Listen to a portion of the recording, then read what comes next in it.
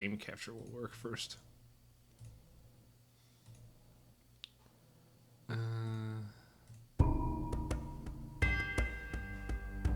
Oh shit, I think this is Alter Code F.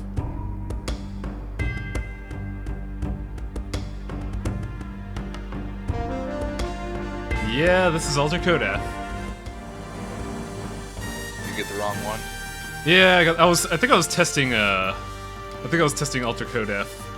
But I'm gonna let it run just because I really like that intro. They all have really good intros. You know, there's actually a cool thing I noticed in a few of them. Wild Arms 3, again, being my favorite one in the series, as you may have guessed. Yeah.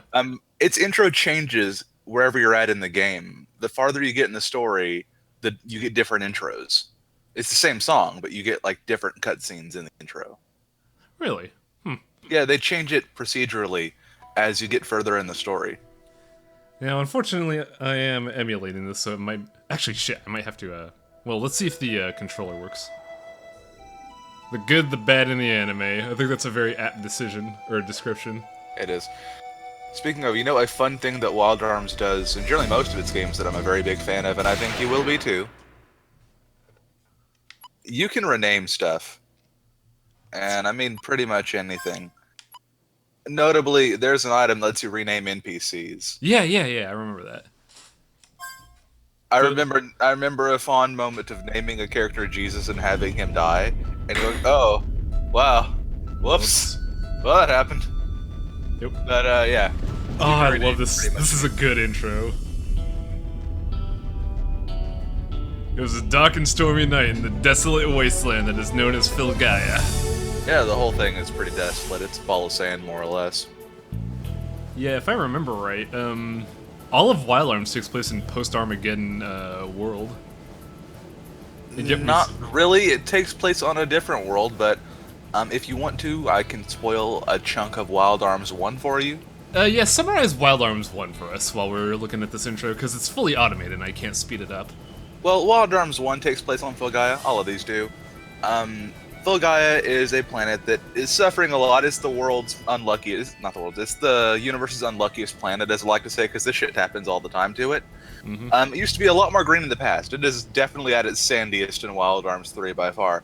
But you get invaded by some demons in Wild Arms 1, who are these, like, metal beings. And they say they come from a place called Earth, which is dead, and it's very well implied that Filgaia was a place that Earth colonized after an Earth had went through some kind of extinction in itself, where everybody turned into, like, robots.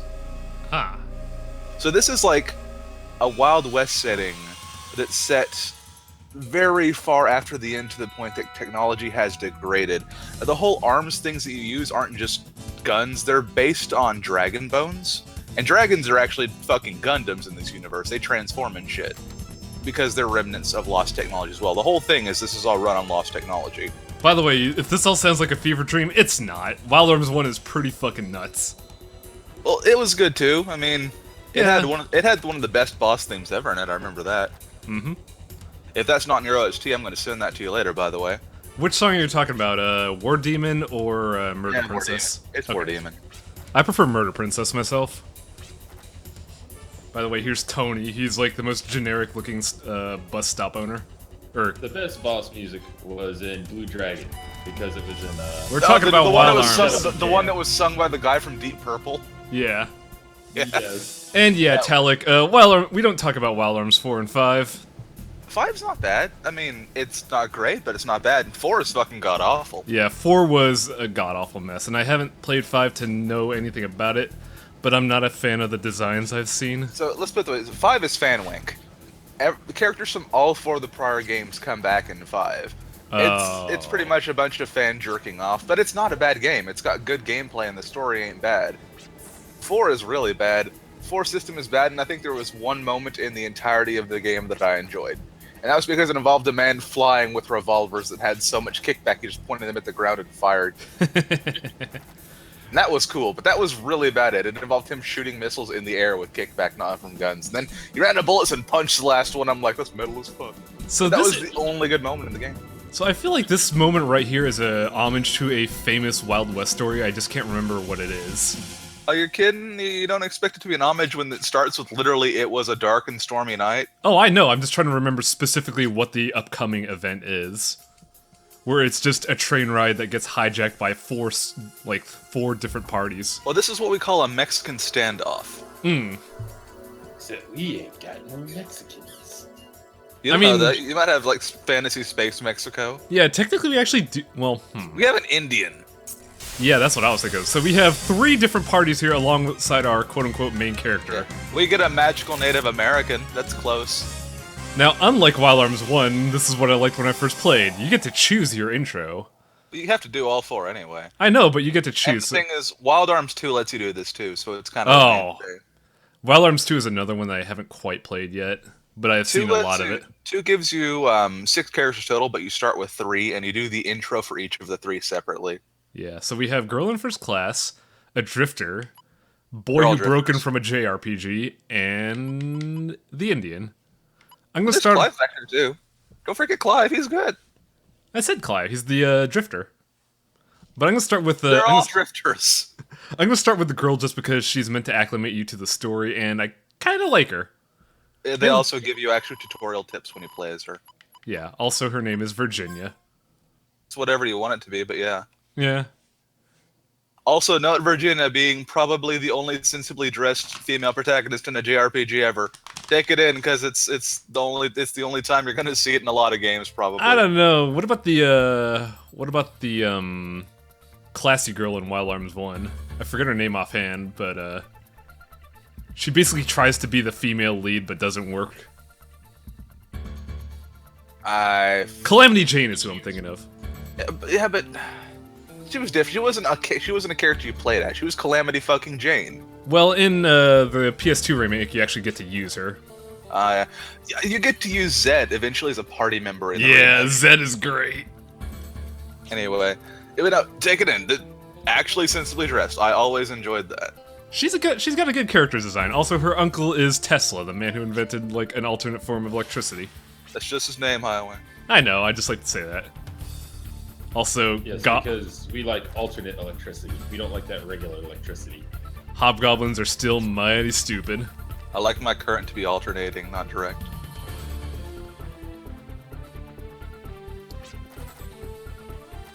Simple plot here, the Hobgoblins are raiding a town, and because you are a main character, you have to interfere. Well, they're raiding the town because they're cool and you're not. You can't really fault that. Would you really call this guy cool? I don't see it. He calls himself cool, he says you're uncool. You can't argue with that. I'm pretty sure I can, because I have a fucking gun. He's got an axe. That axe does not look structurally sound. It's tied to a stick with a piece of rope. I'm just saying, maybe he's gotten this far in life because he has, such good self-esteem. Yeah, maybe. When you're a boss of bandits, you need to have... Maybe when you think you're cool, that's what makes you the most cool of all. And yeah, naturally, Virginia just kind of pieces out. Though the camera panned to the maid for some reason. I do kind of like this because it's supposed to be desolation and shit, and you do kind of see it in this scene here. Like, despite the colorful aesthetic of the characters, you go to a scene and it's just, the area is dead. It's all being shaken down by the Hobgoblin Mafia. Are you complaining, Charlotte? I think that's a good thing. He comes in normally. I think it was just that we were overpowering him, because we were both very excited about this game. I really liked this game. Now, like, Virginia looks cool and all, but she does kind of... She has one trait that kind of is just stereotypical. I'm not a huge fan of it. What? The fact that she's got belts on belts? No, she keeps saying, like, she's got to prove herself or something. Yeah, that's never gonna stop. I know. It's a JRPG. It's gonna suck. It's like the one thing... Okay, there's 2 things that suck. It's Virginia talking about how she's gotta fly constantly, and Jet being a fucking emo boy. Yeah, so... There's a lot of cool things about this game that were in, that they also used in Wild Arms 1. Namely, you got dashing, you got running around. Running's fun because you can crash into shit and look like a doof. Also, Have Pegasus boots at all times. yeah, I it's do want to pretty say great. the ECN gauge is a wonderful idea that no one else does, and I don't know why. I love the ECN gauge so much. The ECN gauge is an interesting idea, but they offset it by like ramping up the encounter rate by like 3 times. They do, but then you just don't have to do them. It's ramped up so that you can't just ECN through an entire dungeon, but if you're like, I don't fucking feel like getting in a fight right away with ECN. Also, let's appreciate this music. This is really good music. It's sad that I can't hear it right.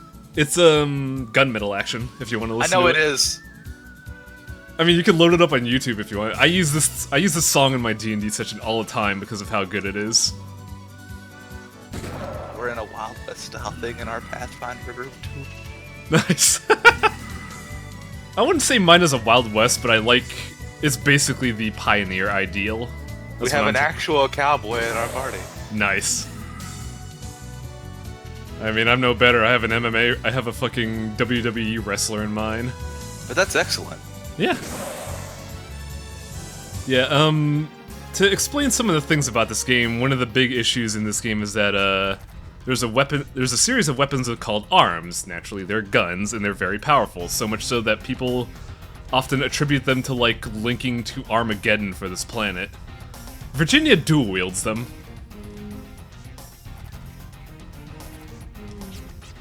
I do like she's too that got they point 2 out arms. Yes. They point out a lot, by the way, that that's a really dumb idea and she shouldn't be doing that. And she's like, well, that's the way my dad taught me. It's all I really know. Yeah, in the, Everyone else is like, I just use one gun because that makes sense. What you're doing is stupid. It comes up a lot. In Wild Arms 1, the main character used what is effectively an M79 as a arm, and in Wild Arms 2, the main character you mean used Ashley Winchester using the world's largest bayonet on a rifle? Yes. The one who strapped the Buster Sword to a fucking rifle? Yep. And here's the ECM gauge in effect. When an when that mark appears over your head, you can just decide, I don't want to fight it. And as I mentioned before, the encounter rate in this game is effectively triple to what you're used to. I typically like to skip 2 and then fight 1, but oftentimes I'll just do 1 and 1. I will also go into greater detail about the ECN gauge. The color of the exclamation mark is important. If it's like a green one, you can just get rid of free. If it depends on your level and these things you have called migrant badges. The more you have, if you're in an area you've already been to, it won't take away from ECN gauge to cancel battle. You can just move through them with impunity because you're stronger than them. No one wants to fight weak shit. But if you're in an area too far ahead for you, or you don't have enough migrant seals, you'll get progressively larger, like yellow, orange, red marks, and those will take more from your ECN gauge to cancel. You can still cancel them, but it shows you're in an area that might be a little too far ahead for you. And of course, red ones just can't be canceled at all. You're fucking doing that fight. And also, of course, you can get surprise rounds. If the enemy gets one on you, it's a red mark. And if you can surprise the enemy, it's a green mark. So, Legem, I can't explain why Wild Arms 4 decided to just tear the entire mythos on its head. But enough about that. We got a pivotal mechanic that makes me enjoy Wild Arms a lot. You got these random little tools that you get. This one's called Tendercrest. You ever see a Gambit in X-Men? This is basically his card throw. I think this shit's kind of neat. Like, in the first game, you had various different abilities. Rudy had bombs and other abilities. Jack had a creature known as Hanpan. I can't remember what Estelle had. I don't know if her name is Estelle or not. I'm just pulling a name off the top of my head. I think it was something like that. I keep thinking Lalika, but that was one from 2. She was a witch. She had the same crest that Victoria is using. Also, in this area, if you run around, you fall through the floor. Yeah, everybody gets a good chunk of tools. It's actually streamlined in 3, because in 2 you had like 6 people, and all of them had 3 tools. All of them have 3 tools in this game as well, but you usually get 1 tool for everyone in their intro, and you don't see another one for a pretty good chunk of time. Let's like, take the time. You don't even get Victoria's third one until like near the end of the game. Let's take the time to appreciate Virginia's sneak animation. I find this to be the goofiest thing. Yeah, it's pretty great. That's the kind of sneak animation where you make more noise than walking normally. Yeah. Celia, thank I'm you, just gonna Captain. walk around. Yeah. Why are you always sneaking up on me? I'm gonna try and be quiet. You're making Yeah. too much noise.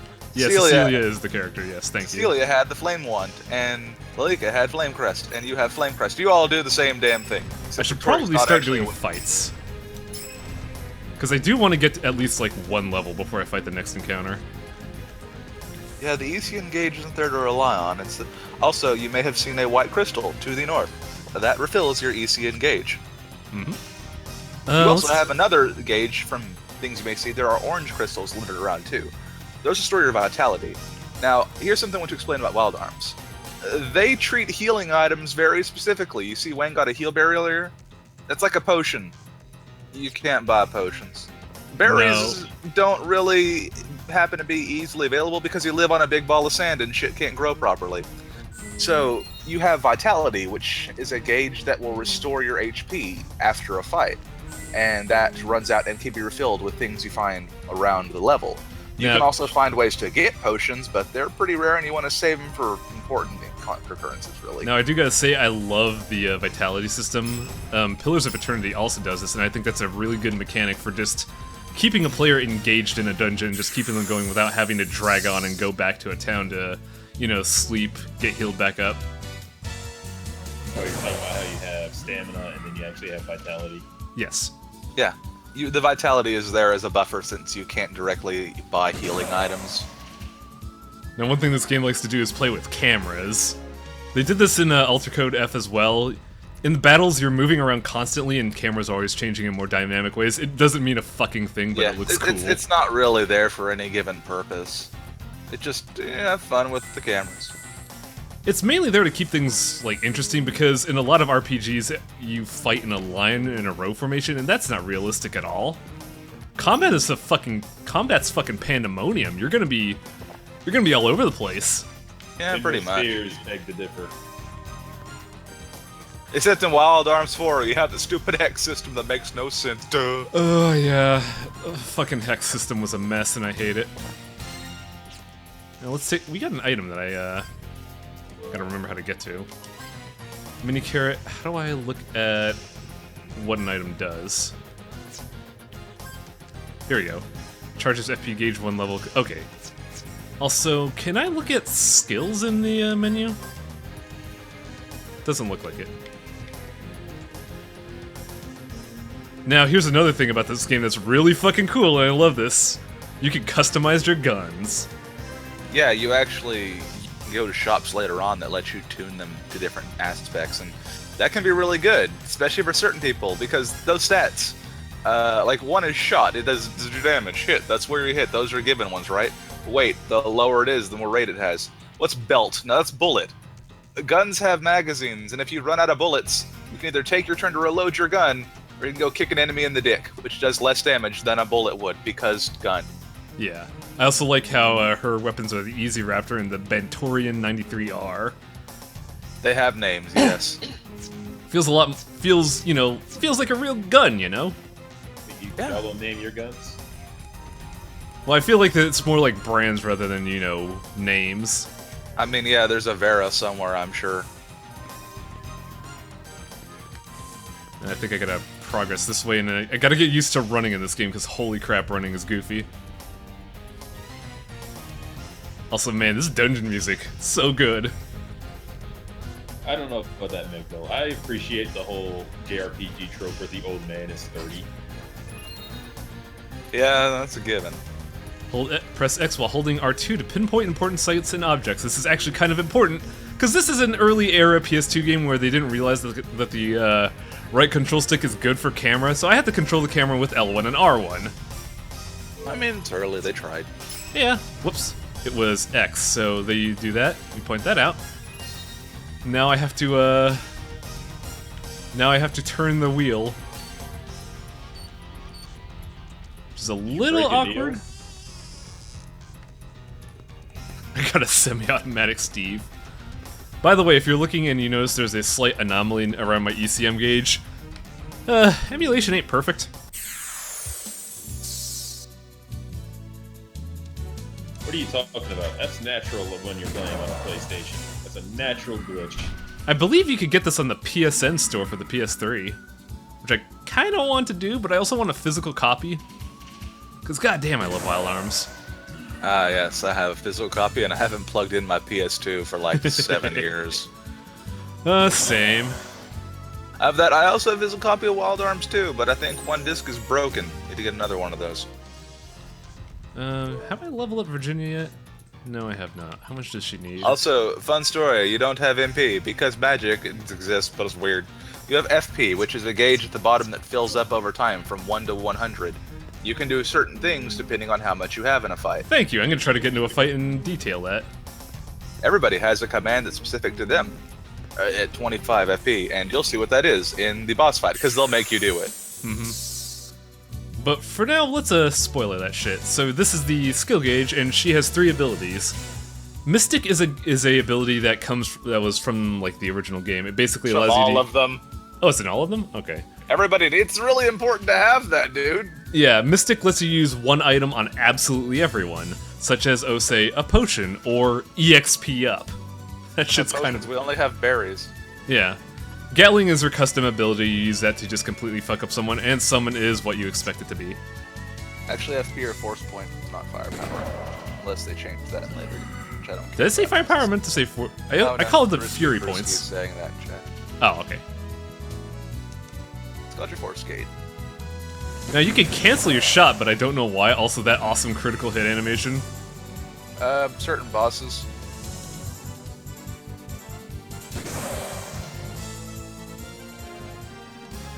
I really like the critical animations in this game, by the way. They're so corny, but they're great. The multiple camera thing is really cool, actually. Yeah, it's very 90s in a way. It'd make more sense if it was firepower, I understand. It's just, it's not. You can call it whatever you want to, I mean, we're not your dad. Duplicator. This is a very important thing because there are several series of chests in this game that are sealed. Duplicator's a key. I believe duplicators are also limited. By the way, we actually have plot here. They are not limited, but they're limited, but they're hard to get until later in the game. Like, you can get them off of a drop from enemies really late in the game. Ah. For the most part, you shouldn't worry about them too much. Because even the way this game works anyway, they're not going to lock you out of anything. Naturally. You like shooting guns, daughter?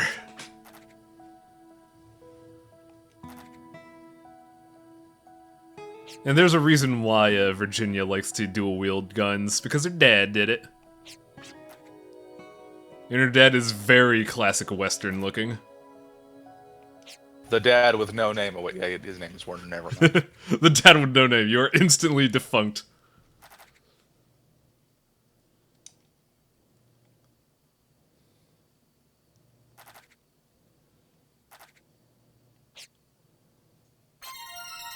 We got half of a photo. Sweet. What was the currency in this game? Gela, I believe it was? Gela, yeah, it's in the bottom left corner. A fistful of Gela. Now, this is an interesting item. Gimme coins, or Gimmel, sorry. Gimmel coins or continues. Well, they're more like, they're save points also. Yeah, well, the thing is, the game has save points. A Gimmel coin is a portable save point that's one-time use. You can save wherever you want to with it. Yeah, like also, if you also get your ass wiped out in a fight, instead of reloading from your last save point, you can redo the fight for a Gimmel coin. Yeah. Now we got a duplicator there because that's the tutorial segment. Because here's the duplicate door, and I believe I gotta actually use the duplicator. I really hate calling them duplicator doors. It's just a key and they're locked. That's all it is, dude. Yeah, they need something to distinguish them though. My cowboy sense is tingling. Oh fuck!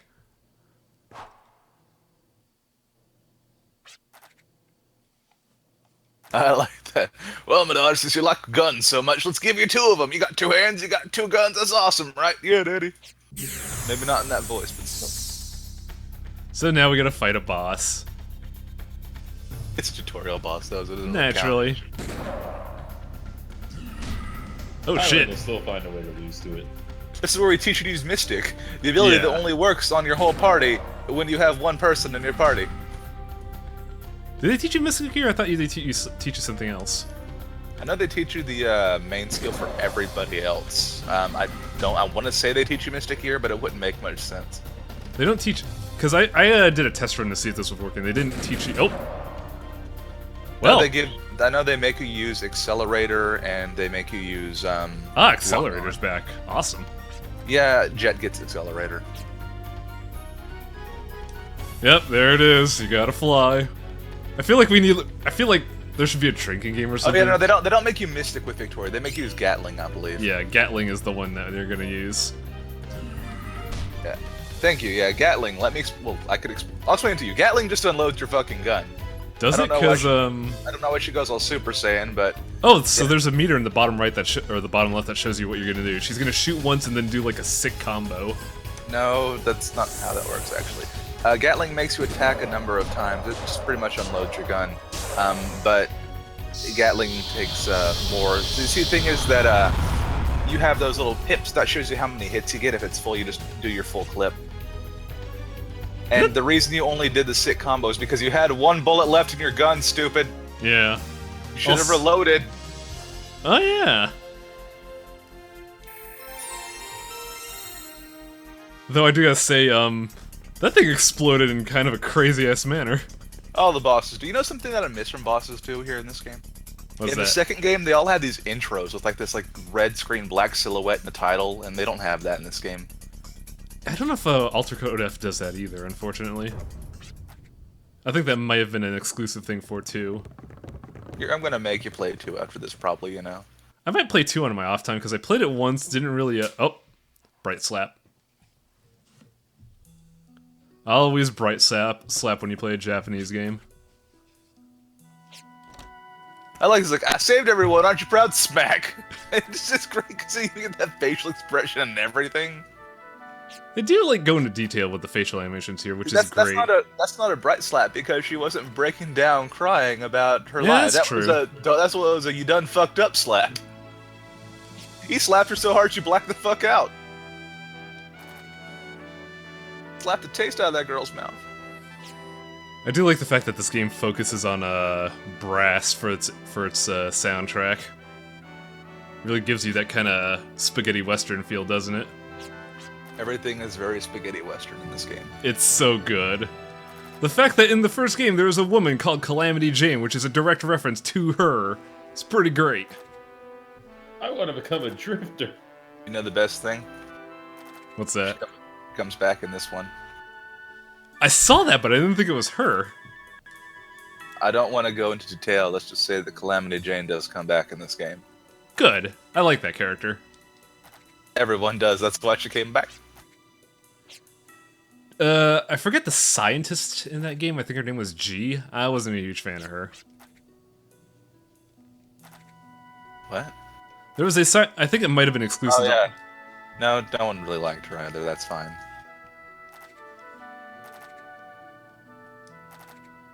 How far did you get in Wild Arms 2? I think only about an hour. Mainly because I wasn't really feeling the JRPG thing at the time. Yeah, I'm gonna make you replay that. It's a lot more fucking anime than this game. That's the biggest problem. But it's still a very serviceable game. They do this really cool switcheroo in there I like at one point, but the problem is it leans too much on the real treasure was your friends all along bullshit. Oh, where's I'm not a Torpid? huge fan of that. That's such a weird line. I don't know why it sounds weird to me, but just saying "Go tell your mom in heaven" your decision. That seems a little Yeah, that much. makes it sound like you're gonna get your ass killed. Maybe they're saying you're not ready for this. You're gonna fucking die. And this game does lean a little bit on the "your friends were the treasure" thing, but in a good way. It's nice about it. It's not actually your power. It's just that, you know, maybe being alone kind of sucks when the world is full of dirt and fuck beasts. Maybe being alone sucks in a world where everybody's basically a criminal. Pretty much, that's a good way to put it. Lift her wings. Man, that girl drinks a lot of Red Bulls. Shut up. You know, maybe shut up. I'm just fucking talking about. We want to keep talking about wings for another 45 minutes, Wayne. Come on. We're going to another character, so I think wings are going to stop for a bit until we get back to the... Yeah, they are. Who do you want to play next? That's a good question. I'll Well, adjust. why don't you Poll chat about it. You got 24 people in there. All right, so that's my wild arms. That's my alter code F slot. So put it there.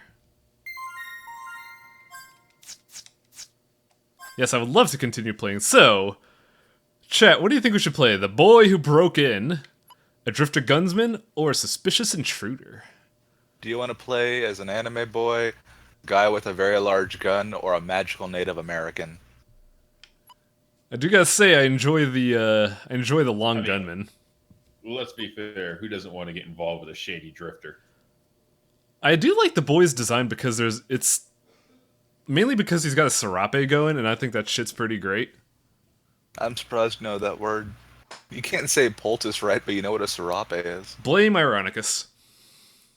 I had no idea what that thing was. I used to call it a poncho, but I know it's a serape. One person says sniper. We have intruder. I don't know who Jet is, so you're gonna have to go with the generic terms. Jet is the boy who broke in. Oh. So we have 2 for intruder, 1 for sniper, 1 for anime.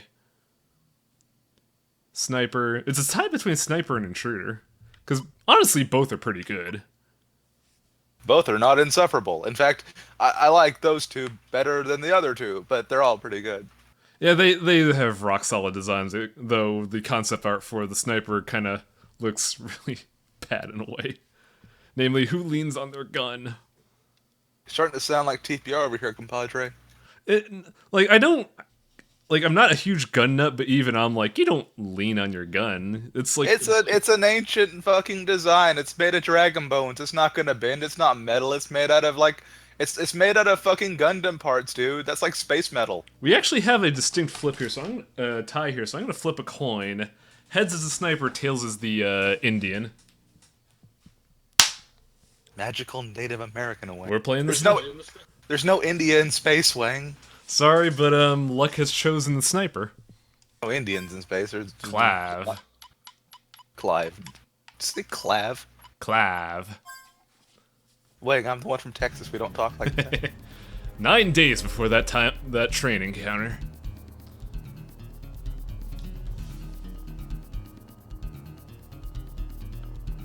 Like, this guy looks like you're... I really like that you can change the name of characters, the name tag. This guy is 30, wow. Yeah, fun story. He's actually got a wife and a kid. Good, I like that. I mean, he looks like he's like in his 20s, but yeah, he's a dad, sniper dad. You're gonna call him sniper dad for the rest of the game, by the way. Good. Like, you need realistic characters like this. I can't stop calling him sniper dad. That's a really good name. Like, this is kind of why I like this, because the characters are not, they're not overly used stereotypes, they're more realistic characters. Indeed. And Talik SA does bring up how Clive works, and he is my favorite character. Let me tell you how his stats work. He has really good HP, the highest defense, the highest attack, the highest hit rate, and the lowest speed and bullet count of anyone in the party. Yeah, because he's a sniper. I know, but man, does that thing hit like a fucking truck. And even better, his 25p move lock-on is really good. It makes you not miss, but also do like double damage. Yeah, that was Rudy's first ability in Wild Arms 1. Yeah, he took Rudy's ability. He gets lock-on. Oh, this music's so good! Ah! Wow! Holy shit! Also, a fun story I want to tell you. You know all of these tutorial areas you're going through? Yeah. You can return to all of them later in the game. Yeah, but my question is why outside of duplicators? In case you miss anything, and a few things that might be hidden there that you don't see yet. In fact, in Clive's area, if you're very good about it, you can find a secret bonus boss you just can't fight yet. In fact, if you find it, I'll tell you about it, but only if you find it. Den of Miasma. Exploring. Let's take a look at Clive's stats. That's a pretty good portrait. What, Sniper Dad or Sniper Dad? Yeah, he gets a good one. The Gunir Hag 35. Wow. Apt and to the point. Alright, so a while ago we learned about the lock-on thing, so... He also starts with his tool already, which is nice. Oh yeah, he gets bombs. Yeah, bombs are actually taken from one of the characters in Wild Arms too. It was also They're in good. Wild Arms 1. It was in 1 as well, I know. It's basically a mainstay. Of course, everybody starts with their mainstay. The boomerang is a mainstay too. And I don't think the freezer doll is, but Damn. That dude does like triple damage of Virginia. Holy shit. yeah, Clive does a lot of damage.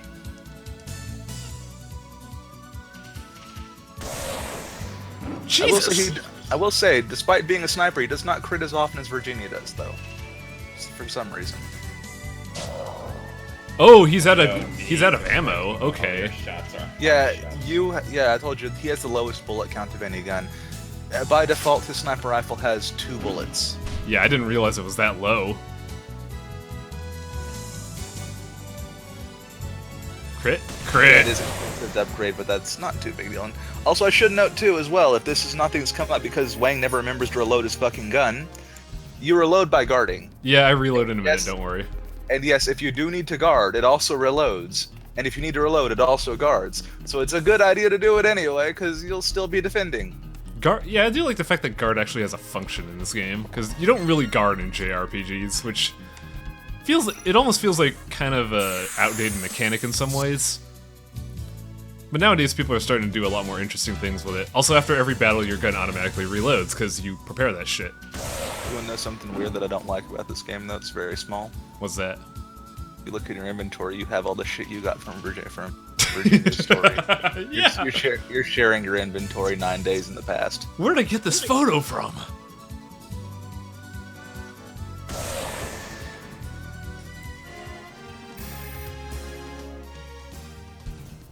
Alright, so... That looks suspicious. What if I use this bomb? Yup. Did it make a Zelda noise? No, but it shoulda. It did not make a Zelda noise, but yeah. Those walls are explodable. Keep an eye out for those. Also, bombs do not hurt you. And you can chain them. Yeah, you could get up to like 8 bombs at a time, I think. Something like that. Oh, damn it. You can use some of the items that you shouldn't have, but it doesn't really have a purpose. Whoop. Well, fuck. Like, you can't use the right half of the photo or anything. And why'd you run into a poison cloud? I thought I could time it, but but apparently you have to bomb it first. You got bombs, dude!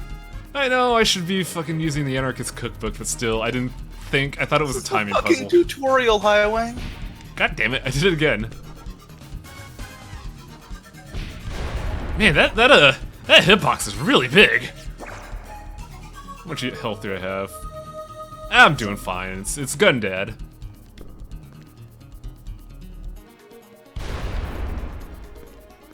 Okay. But yeah, you can still use the heal items you got from other tutorials if it comes up and you somehow walk into a trap 17 times like Highway. By the way, just because you could run doesn't mean you're safe. You could fall still. Yeah, actually, you normally, if you're walking, then you get to kind of teeter on the edge. If you're running, you just jump off because you're running. Yeah, and you're gonna see that in a minute. Yeah, I already saw it. Actually, you're terrible at this. So how the hell does this get classified as a rank 3 dungeon? It's harder than Victoria's Virginia's was. I don't know. I feel like I had a hard time with Virginia, mainly because she has to actually do one more action. Well, think of it this way: her doing like 1/3 of your damage still one-shot all the goblins. They told you what to do, and she got more items while she was doing it. Yeah, that's true. They definitely Now, expect Clive has actual enemies that he can fight a good chunk of. He's in an actual dungeon. He has actual hazards in the dungeon that can hurt him. Also, the boss is tougher. Oh yeah, I'd imagine the boss is gonna be pretty hard for a person that is using a sniper rifle. Yeah, well, the goblin boss, you just fucking Gatling it and he's dead. Yeah, you do a 4-hit combo with your fist and then he explodes. But that's only because I unloaded my gun was already unloaded. That's even worse. If you just can punch him in the, you just slap him in the face with a girl hands like 4 times and he dies. That's really bad.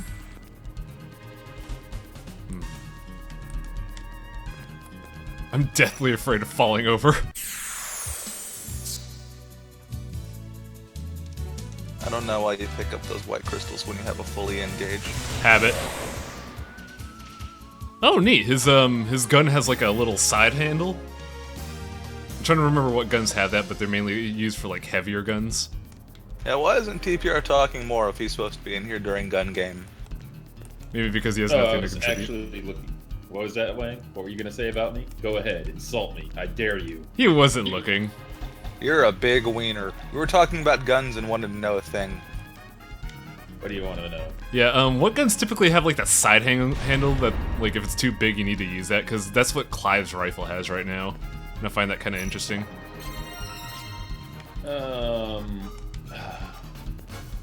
Okay, so here's the deal. What you're thinking about, that side handle with, like, let's say, on a M249 saw, not really a handle. Really? No. Oh, what's it supposed to be? The lash to secure the barrel, because you have to, because Oh, okay. LMGs, you typically have to carry extra barrels because of barrel wear. That is actually a lash that locks the barrel down. So that's something you really want to hold on to while you're firing. Go back near the chest. All right. Also, keep in mind, no hardcore backseating. Yeah, don't backseat. That's what I'm here for, and to tell him that, yeah, you're lost, huh? And you're dying. Well, that's why this is a rank 3 dungeon, huh, asshole? What's up? I lost what now? So maybe you're getting lost because this is a rank 3 dungeon, asshole. Yeah, this is an actual dungeon. I don't know, it just felt like the encounters felt a lot more tame just because Clive annihilates people. No. Clive is full of annihilation. He will continue to do so for the rest of the game. The problem is that, again, I love how goofy these fuckers are stat-wise for an RPG, but work together, because Clive does fuck tons of damage, but he's gonna go last, so it only really matters in a thing where you're gonna have a trouble anyway. Yeah, the camera thing's gonna fuck with me a little bit just because I'm so used to right control stick camera instead of R1 and L1. Yeah, I didn't really bring it up much before, but the way Virginia works is pretty much how you'd expect. She has the lowest HP, she does the lowest damage, but she has the highest speed of the party, and she has the highest bullet count. She also has a pretty decent crit rate. Yeah, Legend, I saw that. No, I'm not gonna lie, I was mildly frustrated.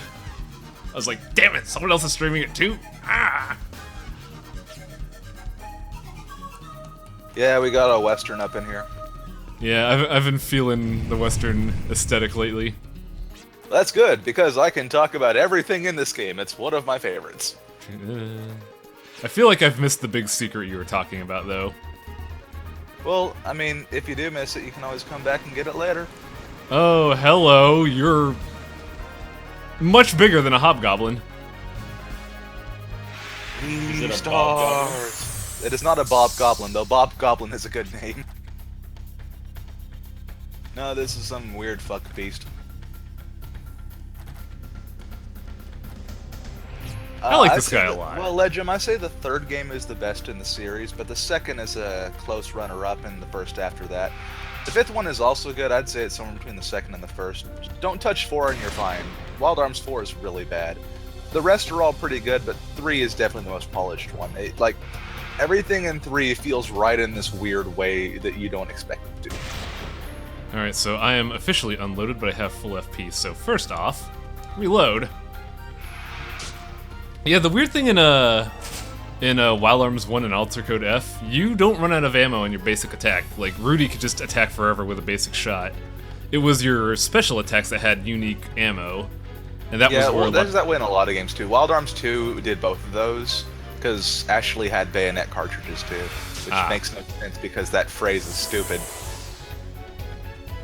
But also, you could run out of bullets, and you could reload that way. This one goes whole ham on the bullet reloading, which is good because they make it work in an interesting way. I may have used a lock-on a little early. That's fine. That means you get a chance to build up more FP and shoot it again. I think I used one shot on lock-on, so I have another bullet left to use. You can use the thing that you just used. I mean, maybe you pulled the trigger a little too early, both literally and metaphorically, huh, Highway? Well, a little. I'm gonna reload my gun by posing in front of my face. There we go. You should have just locked on and punched it. If only you could do that. They will not let you lock on a fist. I have tried many times. So you're basically a ranger, Clive. Good to know. He's a mercenary. Yeah, but he's like, I can track my prey forever. That's because he's a sniper. That's what they do. Yeah. I can foresee its slightest move, he says, as he gets coughed on by the Drake and poisoned. Yeah. Man, I guess I didn't see that move coming. Oh, hubris. Oh. Oh well. And then he died. I always seem to fall short of the crucial moment. Oh, I can sympathize. Well, I fucked up. You're not a sniper, Dad. No.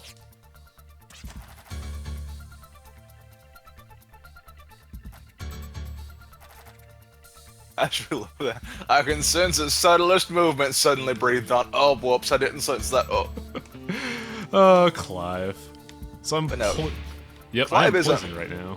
You are quite poisoned, which is 3-star dungeon, by the way. Oh, I don't have an antidote fruit. Hello. There's no such thing as an antidote fruit. There's just an antidote. They're not gonna. They're gonna let you buy status cures. They don't let you buy any other healing items. Damn it. So you just get status cures. So hard to judge the angle of it where I'm allowed to bomb. I keep rubbing my face on these stupid pods. Wang, pods are not a good thing to rub your face on. I know, but it just keeps happening. What? Oh no, I'm poisoned. I guess I can fix this with yet more poison. I must have been a rude guest as I shot the owner of this house 4 times. You know, It worked in Ninja Scroll. if you're getting damage, it's probably from the poison itself. They show it on the screen. I feel like... Man, I must have been rude. He's trying to keep me when I'm trying to leave. What an asshole. Damn it, I was trying to cancel that fight. And yes, the game teaches you, if it is a large object, use more bomb.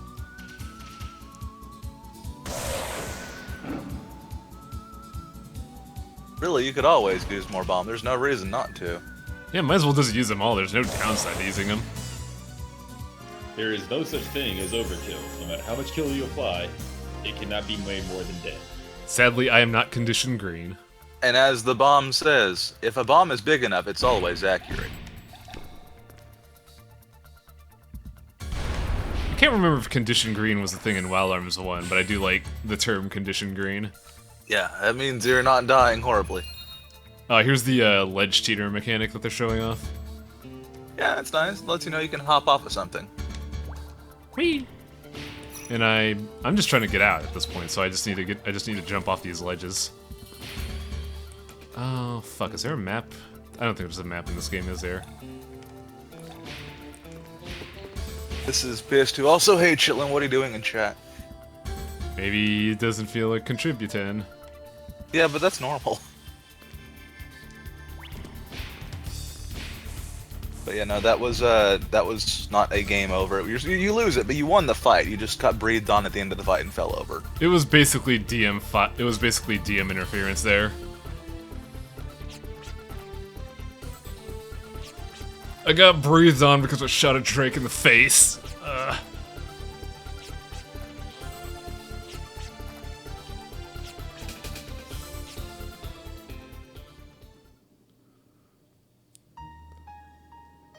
Got beat? I'd imagine Clive's family must just be really stressed out all the time. Just constantly coming home either being poisoned or just beat up because he's going around killing things. It's actually gonna come up later. I figured as much. Also, yeah, that's actually an issue they bring up in pretty good detail later on. Guessing this is his dad? You'll find out eventually. Yeah, that's no, true. The thing with him is that he is Sniper Dad. He does this to send money home to his family. He's a mercenary because he wants to have a good family.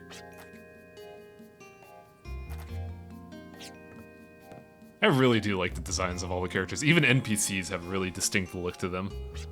Everyone looks pretty distinct. They all get portraits too somehow. Mm-hmm. It's like they just told the concept cars, look, just make whatever the hell you want, we'll work with it. Get fucked up on John Wayne movies and draw a bunch of anime. I like how Clive is drinking this antidote, and I imagine it's like one of the recipes that you see in Cowboy Bebop that involve like a charred lizard. You think it's a prairie oyster? No, that's hangovers. I'm talking. Hangovers, I know what it is. It's another thing. I can't remember what episode it was, but Jet basically boils a burnt salamander or something. Yeah, I know. Here's a hint. Here's a hint. We had to get antidote for the poison in your body, stupid. Here's a hint. I might have spit in it.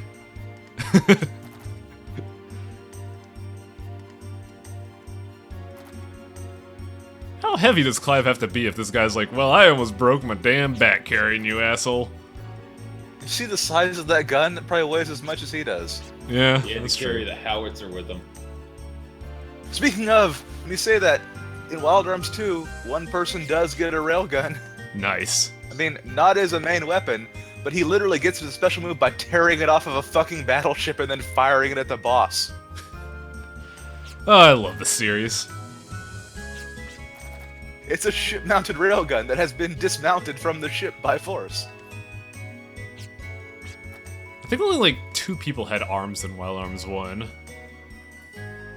Though in this game, I think fucking everybody has one. 2 people in Wild Arms 2 have arms.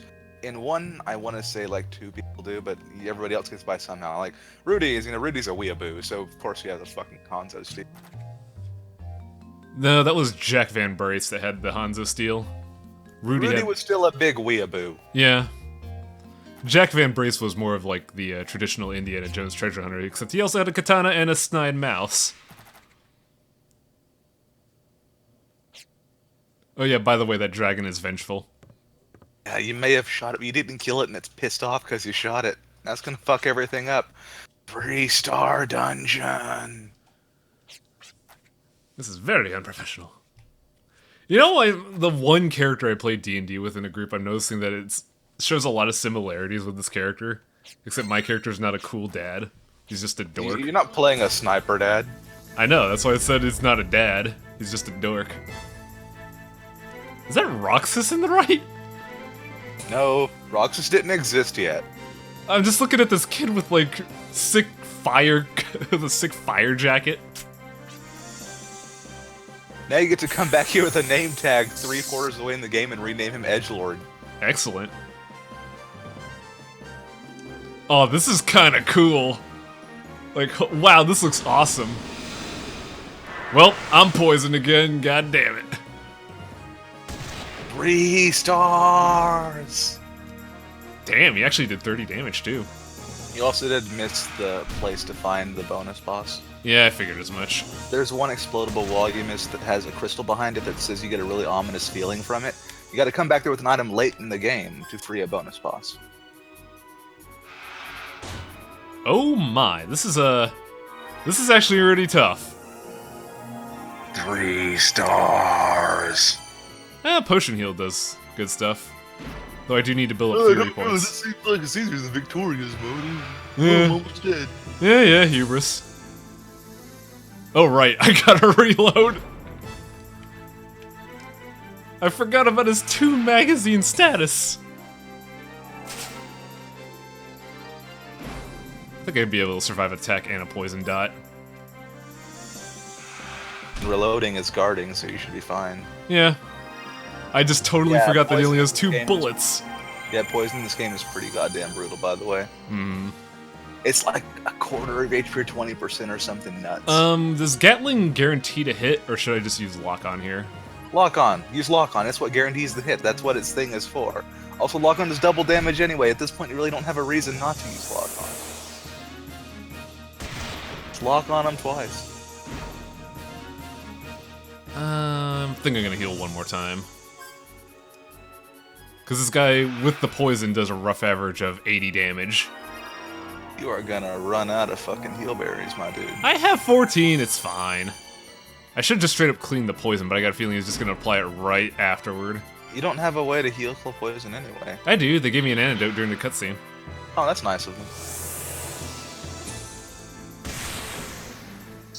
Yep. Yeah, no, he's not listening to say. You gotta just use the end because heal berries are kind of rare. I mean, You're I'll not tell wrong. you, there's a way to get more later on, and eventually you'll have full inventories of them because the game is pretty nice, but they make you work for it. Well, I'm dead again because I didn't cure the poison. How did you get an antidote from the poison drake, by the way? That seems kind of a little silly.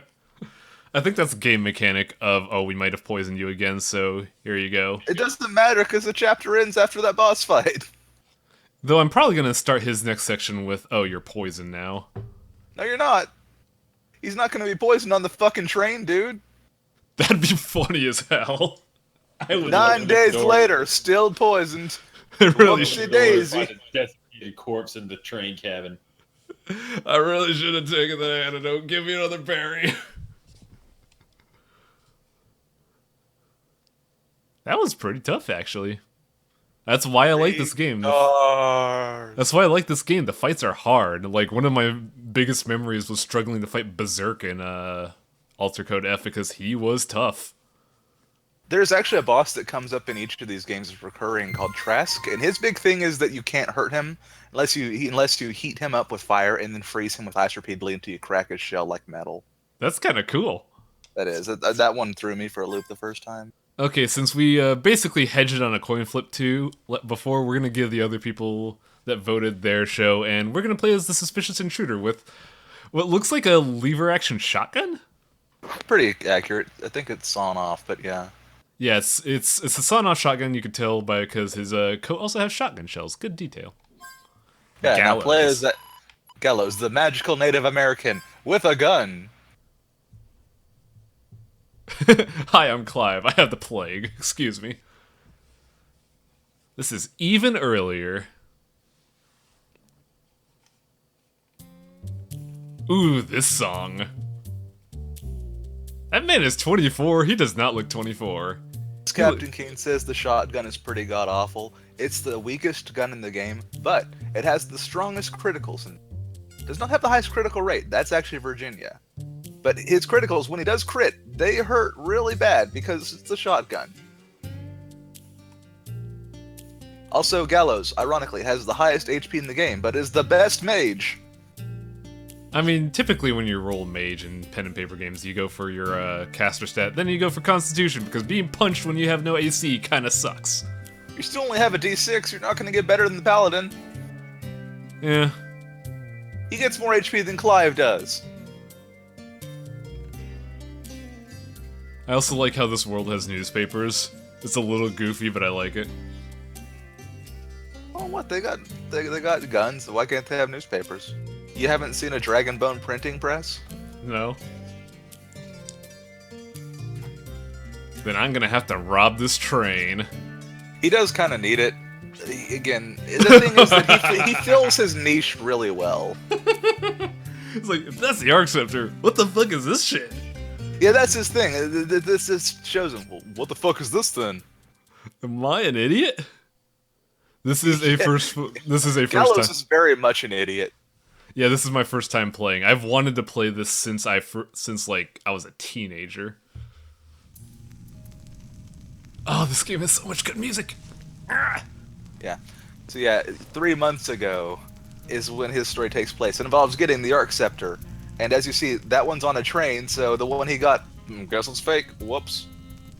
Man, it's just one thing I really like is old 90s, Shane's a boy.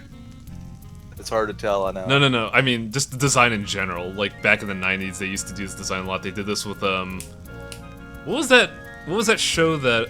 People are gonna know this, I doubt if you know it, Atla, but the guy who made Evangelion also made another anime, I can never remember the name. But they did that. I know a character in Grandy 1 had this design, but just like the whole shaman design is really nice, and now that we never see it anymore, I really miss it. Yeah, that's this whole village. They're a bunch of magical Native Americans. That's the closest you're gonna get to a shaman in the Wild West, is an Indian somehow. It's kind of racist, but still. Yeah. Everybody in this village is pretty shamanistic. You're in a shamanistic village, in fact. I know Gallows is stereotype. Kind of like that character though. What? Like, the character. Being a dumb mage? Well, his fact that he just doesn't want to be tied down by tradition. He wants to carve his own path. That's his thing. I like that character He arc. wants to follow his wrath, Yes. but maybe they're both the same. Yeah, maybe he's wrong. Maybe he's an idiot. Yeah. He's an idiot. I can't. Also, as I should bring up, this doesn't come much, but Gallows does have the strongest melee in the game because he's pretty swole. Yeah, you could see his six-pack on his model. But was he foretold? I mean, to be fair, his eyebrows are so strong they actually grow over his headband. Those are some pretty powerful eyebrows. They even do that in his portrait. That's even better. Yeah.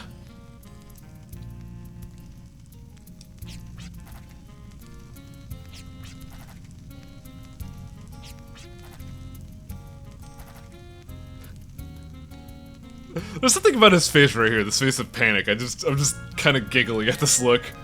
I'm fucked. All fucked up. Gallows' tutorial mostly gets you through working around towns, talking to NPCs, and how the map system works. Yeah. Also, you can kind of see that he's a boy when you look at the overworld model. The portrait, though, is really misleading. He's really effeminate. He's really, really effeminate. Yeah, it's a dichotomy thing. Like, one brother is the big muscly man, the other one's, you know, the other side. I think that Gallows got all the manliness. Yeah. I was drawn to look like a girl? That's a low-down dirty shame.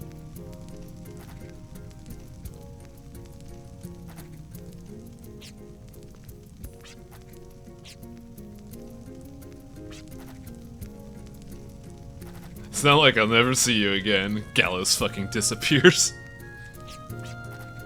You can go. You see him again. It happens. Also, Oh, why man. why What's this on sombrero Mars boy is here? this line? Holy shit! It's a robot save point! That's Those a are doll. save points. That is Those so are neat. save points. That is kinda cool. I love my tiny sombrero save points. They're great. I know in Wild Arms 1 they're parrots, which is kind of underwhelming. That's awesome. Hello, dog. One of the bonus bosses at the end of the game is one of these save points. How is your hair floating, Lariana? Or Larina?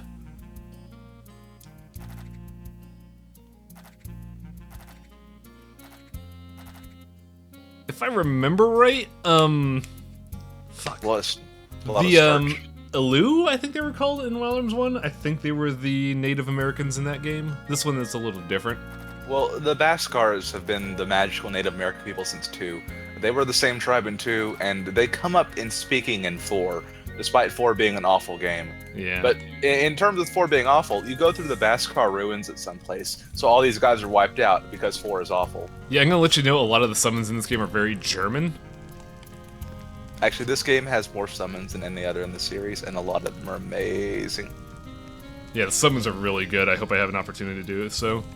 How far did you didn't get very far into, so you didn't see Lucian, but you can actually get Lucian as a summon in this one.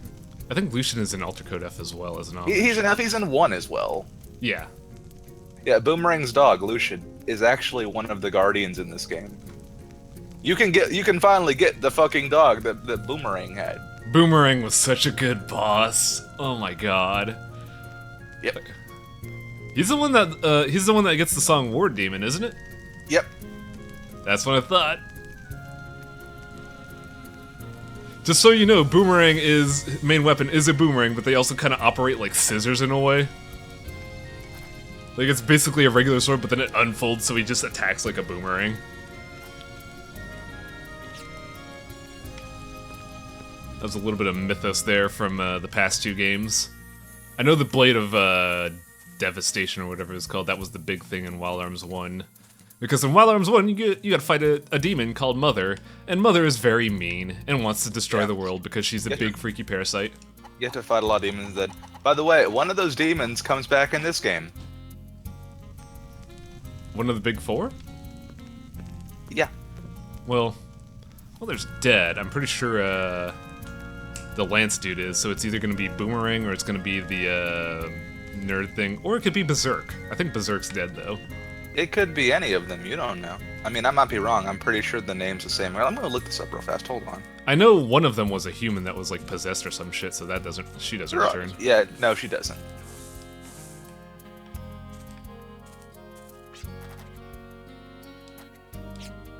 Oh, I gotta talk to all the NPCs because Granny's gotta come back. Man, the designs of the natives here are really cool. Oh yeah, they did this in Alter Code F as well, probably because they developed that after this game. But when you're on the overworld, in order to find places, you have to like really do a kind of like Ping. an echolocation ping, yeah. And you reveal locations. Yep, you got a ping in this game to find stuff.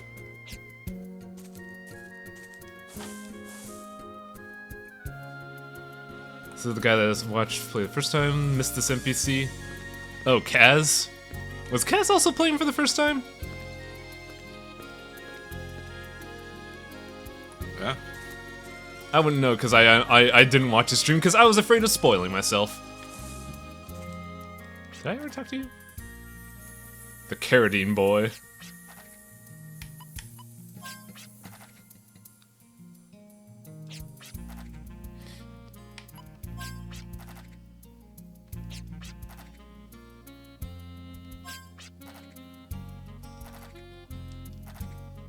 Ooh. Thanks for the coin, Auntie. I appreciate it. Bye.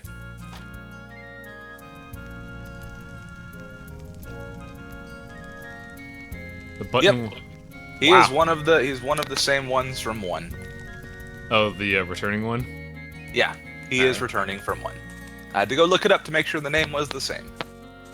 I forget the Lance guy's name and the nerd one, but I know there's Berserk, and then you have the human female, which also eludes me. It's been so long since I played 1.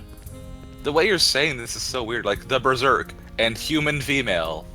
Well, the one character's name I do know is Berserk. That's his name because he's an asshole.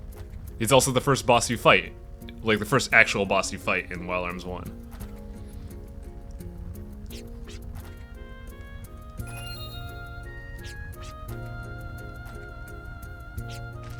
Busted. Man. I keep saying it, but I can't get over how good this music is. Like, I enjoyed using it in D&D because it sounded good, but man, it really works here.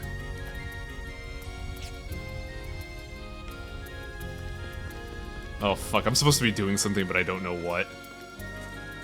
That's pretty much what Gallows do. Yeah. It's like a perfect fit for me. Berserk, Lady Harlequin, Alhazad, and Siegfried. Yeah, Siegfried is who I'm thinking of. The like the leader of the Big Four. Ah, yes, Siegfried.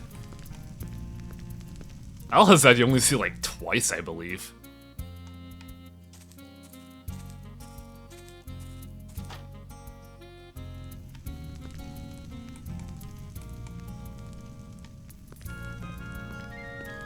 Did I talk to this guy?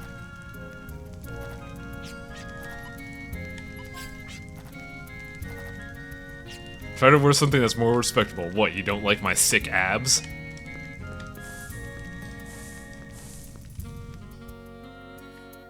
I'm gonna talk to you with your floating hair. I'm gonna talk to the dog. I want to talk to the dog some more. They'll tell me where to go. Alright, so now I could leave and now I could echolocate. I mean, even then, if you couldn't, that's experience out there. You need it. Oh, you look. can fight some weak-ass enemies. I found a signpost? Yeah, those show up sometimes. Well, as farthest south, past the mountains between the sacred peaks of Zenom. Wait, Zenom. Oh god, that sounds familiar. Fuck. Why does that sound familiar? I know Zenom, but I can't remember why. I'm sure you'll remember it. Let's fight. What the hell is that thing? What is your pose? What? I mean, I'll tell you whenever I catch up. So I had... Oh, this uses fury points. Then now the Fury points, okay. That's a balloon. Made of souls. That's different than I remember. And yeah, since you have a medium, it means you can use spells, which take FP. Now, fun story how FP works in this game work with spells. Does not you can build up. It does not actually consume the FP. You just have to have enough to cast it. I remember having a different currency in Wild Arms 1. I want to say it's Gela. Is this the shrine? Fallen Sanctuary. That's what you're looking for. Pretty sure. Welcome, Westman, to Anime Cowboys. We are an Indian with a shotgun and insane swagger. I've got the power of Arcana. Gallows has invoked a medium called the Aqua Wisp, and it gives him certain powers which can be used in battle. You can only use it when you have enough FP. It never uses it, though. Interesting. Yeah, you just have to build up to that point. It doesn't actually consume it. The only way to straight up consume FP is by using your force abilities like Gatling and whatever. I'm pretty sure his ability is going to be the one that amplifies your magic power. Yeah, it doesn't amplify it. It spreads it like Mystic. Ah, okay. Yeah, his is that one. Extension, Gatling, and Summon. Extension, yeah, that's what it gets. And yeah, they'll teach you to use extension. Hill bugs.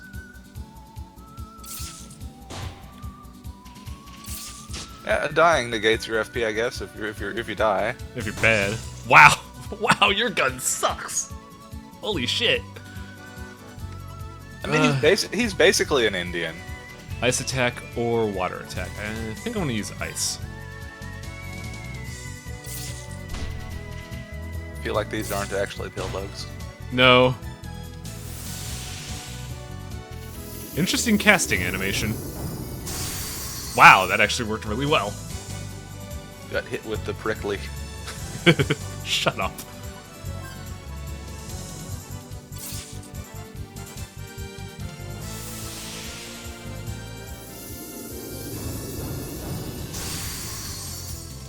As a note too, I feel you should say if you don't like the names of these spells, you can go rename them over in the Bascar village.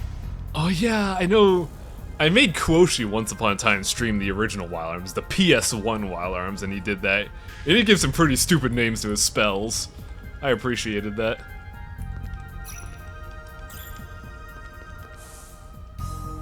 This guy is in fact a wizard with a gun. That's Yep. his niche. He's a magical Native American with a shotgun. Like, I feel like an asshole, but I was honestly expecting him to have some kind of a bow gun, like some form of like bow and arrow. Yeah, that's racist. A little. Well, not even a little. But no, yeah, you can rename pretty much everything in this game. I was telling Wang before the stream began, you can take name tags and rename any NPC, which is both great because you can rename NPCs and funny because it makes me think you're just slapping a name tag on them and telling them that's their name now. Hi, my name is Carl. Is there a hi, my name is Jesus on a dude? Just slap it on him. I'm getting some really weird luck with the encounters because they keep happening right as I'm about to interact with something. Hi, my name is Beppis, I say, slapping it on your chest.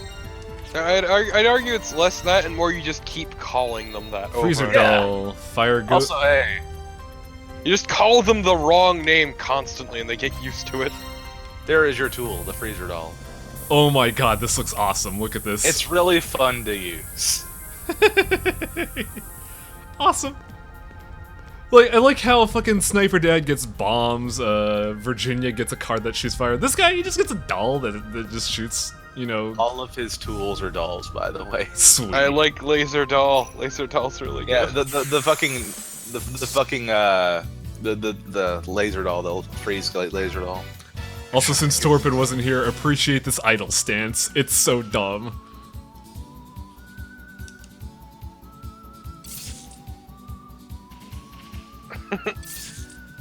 He's sweeping the ground with his gun. Ooh, critical. That didn't do shit. Like, wow, that did absolutely nothing. They're pill bugs. They don't want you to shoot them. They want you to use magic because you're on the magic guy, and this is a tutorial. That By the said, his way- crits do pretty good for a gun in general. Just these things have really high defense. Let's learn about extension. Yeah, just before it tells you, you can go ahead and do it. That's cool. I mean, you're gonna hit both with it, so you know what you're doing. It didn't hit both. Weird.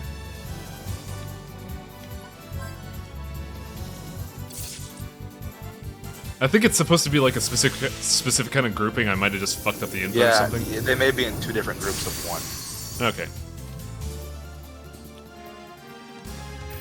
Yeah, They're not in a group. That's unfortunate. Also, let's use the freeze ray. The freeze ray is really fun. Don't do that. I'm sure at least one point before this stream is over, you're probably going to spin around rapidly in circles when firing it.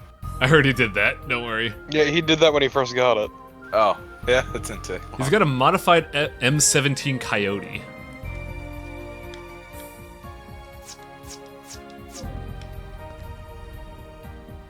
God, what is that character art? I don't know. It contrasts greatly with everything else about him.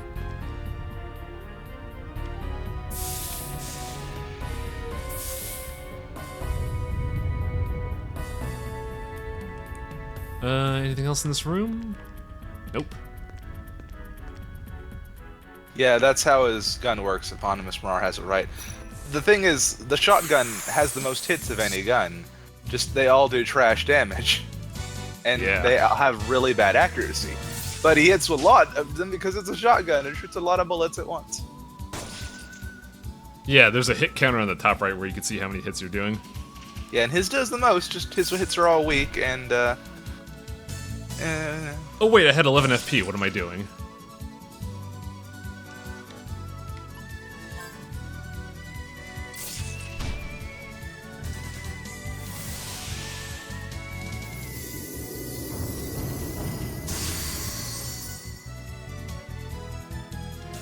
Also, I just noticed he has spurs. That's kind of neat. I don't think any of the other Wild West. Yeah, but I don't think any of the other characters have spurs, now that I think about it. I have not once used the encounter gauge here, so whatever. Anything here? Oh, it's another push puzzle. What does the encounter gauge do? It lets you cancel a random encounter. It's actually pretty nice. Though they do offset it by making encounter rates a little bit more than your average game. I know... It's not that bad. This whole stream we haven't had too bad of an encounter rate. You barely even cancel them. Yeah, I know, though I do know that in Alter Code F, it's so bad. Like, you'll get an encounter gauge, cancel, 2 steps later, you get another encounter, cancel, 2 seconds later, another one!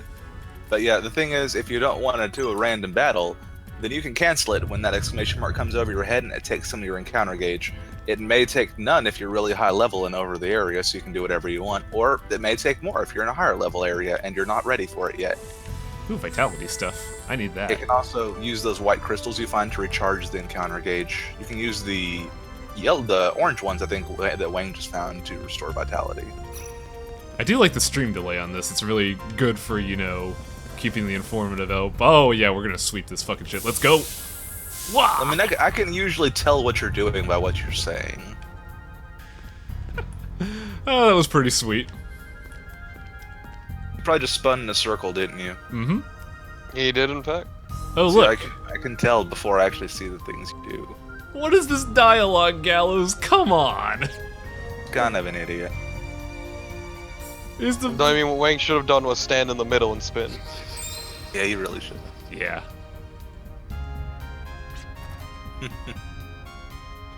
This ain't a way to treat Shotgun Priest.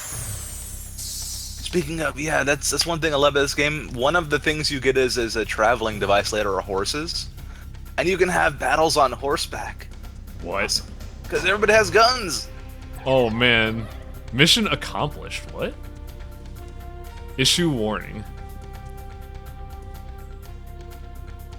These things are, kinda creepy. I think I need 30 because I need 10 for the FP gauge, and then I need I need 10 for the spell you need and 35 because you need 25 for Yeah. extension. You need 10 for the spell itself. and I now have 50. 50's enough. The question is, Mission what, accomplished. now the question is, what is the spell they are weak to? I mean, you have analyze if you wanted to. You can analyze them. That's what I'm doing right now with this sick grid. Weakness water.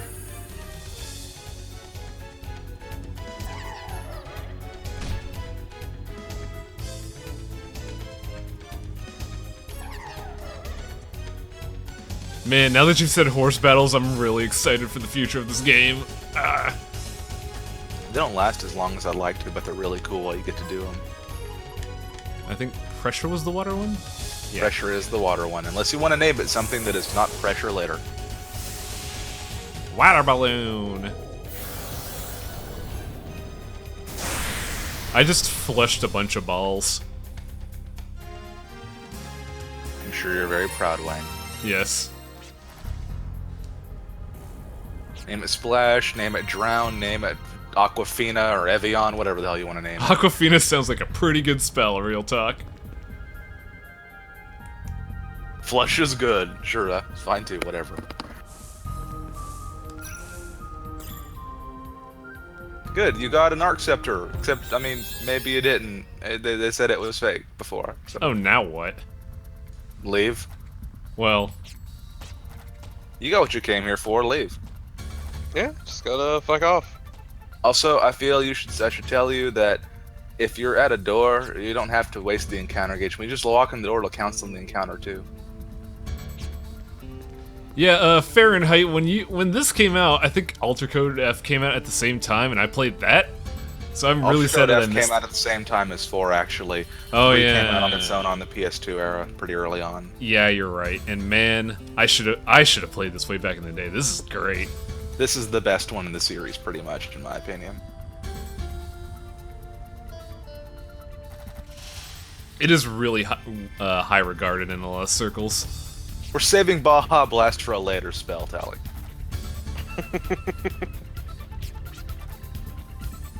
I don't like your attitude, little brother. Don't assume I'm an idiot. By the way, get me out of here. I'm pretty stupid. If you want to, we can go name an NPC Baja Blast. Man, our brother's an asshole. No, it's Shane's the brother. Oh. Shane's not an asshole. Shane's great. I mean, he's not keeping you trapped Oh. here, is he? Yeah, that's what I thought they were implying. No, you can't just stay trapped in here. You already know that you get out of here. You saw the prologue. Epilogue. The epilogue of the prologue, actually. Gather your strength and leap past the barriers before you. Yeah, this game is really long, but it's really good. It comes out really well. And yeah, it is sectioned into anime-style arcs, but really the only one that's that detached is the end of the game, because it feels like it just kind of goes, well, we need more content, and then they threw some more on there, but it was still really good. Just, it seemed disconnected from the rest of it. I feel like I'm missing something here. So push the limits of your mind and pierce through, but I don't quite know what that means. You gotta do the impossible, think the unthinkable, row, fight the power. Fuck. God fucking damn it. I'm gonna look at this again because I actually gotta. Oh, it doesn't actually tell me again. What do you know?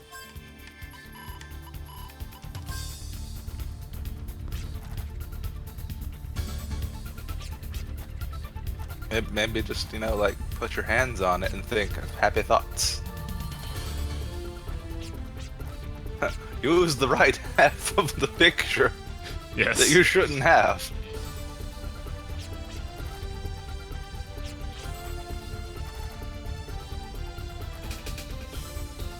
I'm thinking of an efficient, comprehensive plan.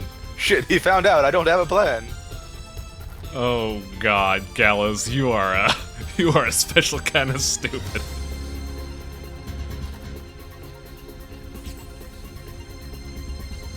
His plan's gonna work, isn't it? I mean, I don't know. Maybe. It sounds like a solid plan, don't you think? It's not working at all. Oh shit, it might be working.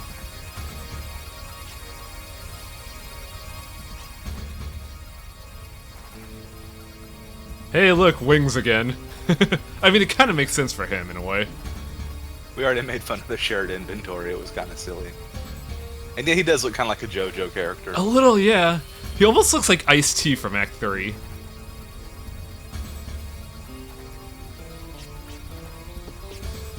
The key was your friends all along. Yeah. Shut up, brother, I don't care. I mean, can your brother really be a friend? Or... Yes? Yeah. Yes, actually.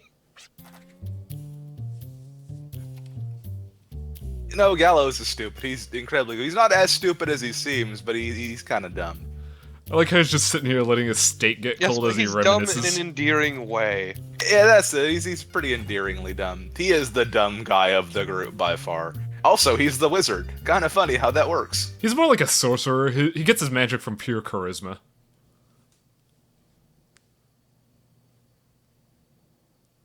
He's a muscle wizard, is what he is. Yes. He is very much, again, funny thing, his gun is the shittiest in the game, but he does have the highest melee damage, if that ever comes up, which it rarely does.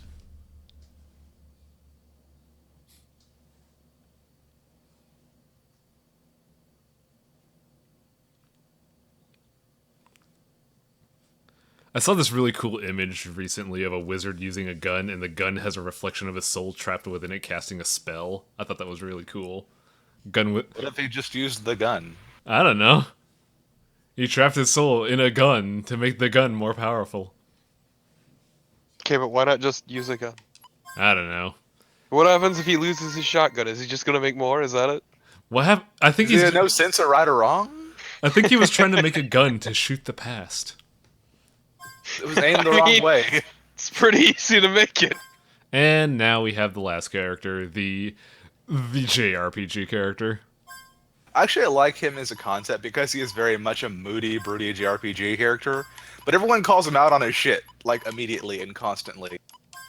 Oh man, he even looks at Jesus Christ. He looks it, he acts like it, and everyone else says, hey, that's really annoying, cut it out for the entire game. You can't let him be named Jet. You have to change it. Jeff. I'll take Jeff. No, Anime just name him Jeff. Bob. No, Jeff is fine. Just take the piss out of his whole shtick. Steve. Hey, Steve is a cool name. I would not waste Steve on this No, guy. it fucking isn't. No. Name him Fuck. Al. Yeah, just Al. I almost want to name him Jet just because of that. I won't be able to take anything seriously if I name him Jeff. Well, we can't have Virginia, Clive, Name him Gallows, Sephiroth. Just and name Buck. him Sephiroth. We'll have Virginia, Clyde, Gallows, and Jeff. God damn it. It's not bad. I'd take a Jeff. I'd rather have Jeff than Jet. Oh god, I hate this. Yeah, I love it. See, his brooding shit gets nowhere the whole game. And the best part is it even reflects in his character. Because you know how everyone else has their own niche? Jet's is that he's about the middle of the road for everything. So he can't do shit on his own. He actually needs everyone else's specializations to get by in the party. Even the gameplay mechanics call him out on his What is stupid his bullshit. last name? Enduro. He doesn't really look like an edgelord by design. I think it's because his design is, you know, relatively normal. Serape, the what's it called? The scarf might be a little much. I don't know. The head area and the kind of muffler is pushing it. The muffler is much, but Pushes it. the serape, also- but the serape and everything else looks all right. He also comes with Accelerator, a move that the game assures you is useful and I still don't think is. Accelerator was pretty good in Circumstances and Wild Arms 1, but yeah, if you're making this guy sound like what he is, it's probably not gonna be great. Also, hella boomerang. Again, it's funny because again, he's kind of he doesn't have a niche to fill. He's pretty much middle of the road at everything, and that means that he in fact needs the rest of the party, even though he's going to brood and piss and moan about it. Oh my god, he even uses... the game calls him out on his stupid bullshit. It's great. I appreciate that his current tool is a dumb fucking boomerang. Yeah, he is the boomerang boy. Gotta do something here, but what? I mean, somehow that also adds to just killing any and all just broodingness he has going. Ascend. Remember, you can jump off ledges. There may be stairs on other ledges. Did I really need a boomerang to break that piece of plywood? I could have kicked it. No, you couldn't. Your stats aren't high enough. I already brought this up. And you can't do it. You're Jeff. You gotta be cool in everything you do. Yeah, you're Jeff. You gotta have that I hate panache this. that Jeff has. I hate, like, fucking... Our anime child, Jeff Enduro. Oh, good job, Jeff. I forgot the sneaking situation. You're supposed to fall here anyway. You're fine. Oh, and then is our best friend, Tony, gonna help us? Jeff and Tony. I mean, that was an Earthbound. Also, I'm gonna take a quick, like, minute or two to grab a drink, because I kind of really need one, so I'll be right back.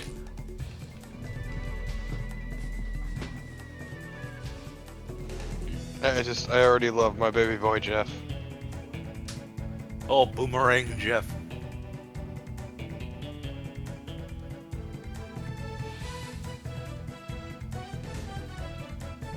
Do you ever meet his family? He doesn't have a family because he's edgy. Maybe he's just lying. Maybe he does have a family. No, like an overbearing mother. it's explained in detail later on. He does not get family. It's dumb and terrible. I hate it. No, our sniper has a family. He's Dad's sniper. He has a wife and a child. He gets the family. Okay, that's actually good then. No, Sniper Dad is like the best character in the game because he's a straight up dad. He is a mercenary, so he can send money to his family to live. Again, I was telling Wang at the beginning of the stream. The reason I love this game is because it's like an RPG designed by people who have no idea what an RPG actually is. Because everyone has a role that works together. It's just never what you quite expect. All right, I'm back. What I miss? Just shitting on Jeff. I feel so. I am so angry at this. It's so funny, but it's... I like Jeff Enduro. Jeff Enduro is such a corny name. That is a name of someone trying to be cool. Oh, Jeff. And no, Jet is not the fastest of the bunch. That is Virginia Nyar. Is not the what of the bunch? He is not the speediest boy of the bunch. It's Virginia. He has accelerators so he could compensate for that, I believe. He has accelerators so that he'll always go first, but you have to use FP for that, and it's really not worth it, in my opinion. Does accelerator modify any skills like it did in 1? Also, No. wow, this is the most JRPG stance. Look at this. Edgelord gonna edge. Are you gonna swing your gun at them? What are you doing?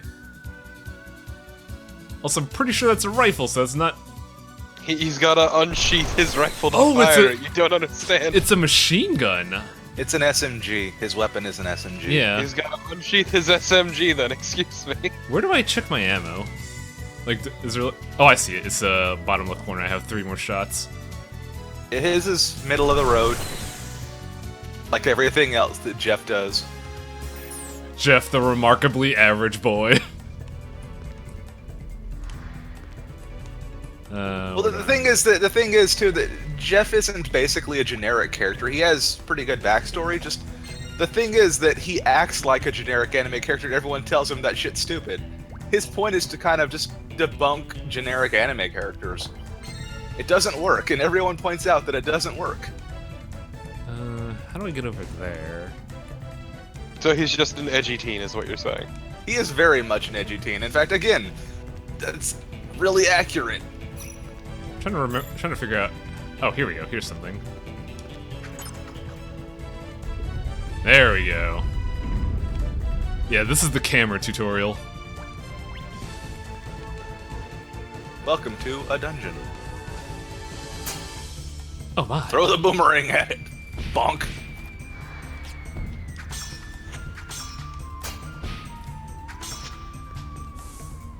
Yeah, he has the second largest clip size. Virginia has the 5-shot. Jeff has 4 in his. I like how we're officially calling him Jeff. Why do you keep bumping into the spears, dude? No, it's really good. Him bumping in and then Jeff Okay, going, okay. what's up with these spears? Okay, so let me just tell you how when you can run over them before they jump up. Okay. Just learn to dash. Hard touch. That's a weird attack name. Don't just make Jeff rub his face on the spear. You make it really hard not to.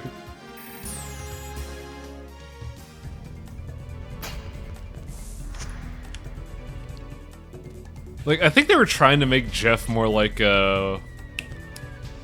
Jack from 1, but it's not working.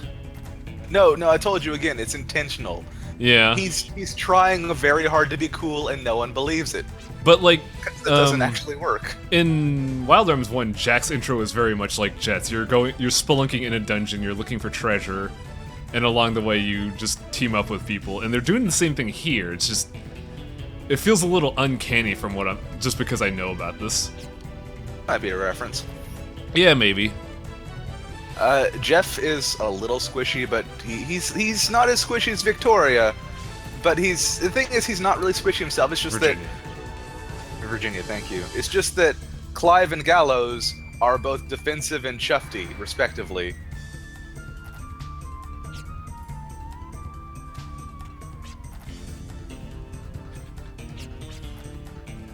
Man, yeah, he really does act like a fucking edgy guy, doesn't he? Yeah, but again, everyone calls him out on it, so it's kind of great.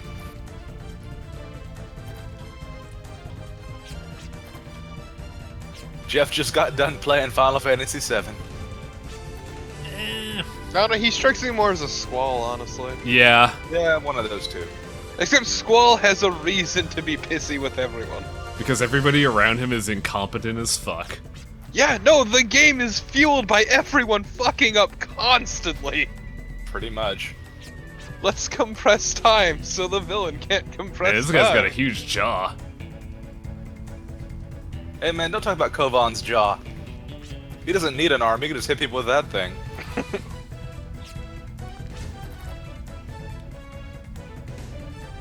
It looks like he talks like a Muppet. I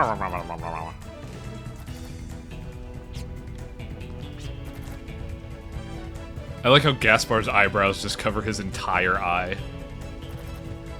Yeah. Off I go to be a hero, even though I'm gonna be a real bitch about it. Yes, again, as Mar says, Jeff is not incompetent. He's a pretty good character still. He's just annoying, but it's good because everyone calls him being annoying. It's not like Virginia, where she keeps talking about flying all the fucking time and no one calls her out on that.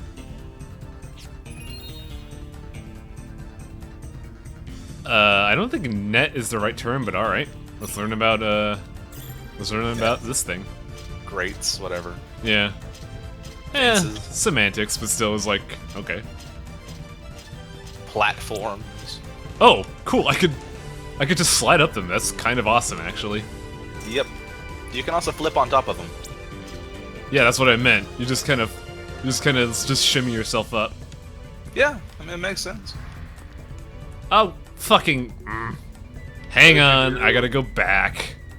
Fell down, didn't you? No, I went the way to progress, which I thought was the way to treasure, so we gotta undo this. Also, you should be able to run up ladders, but for some odd reason, Jeff just was having none of that.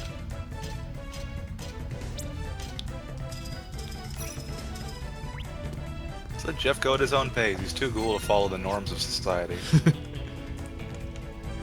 You think Cool ass Jeff. You think Jeff goes to Hot Topic? Yes. Yeah, that's where he buys his cowboy gear at. Where do you think you got the fucking muffler from?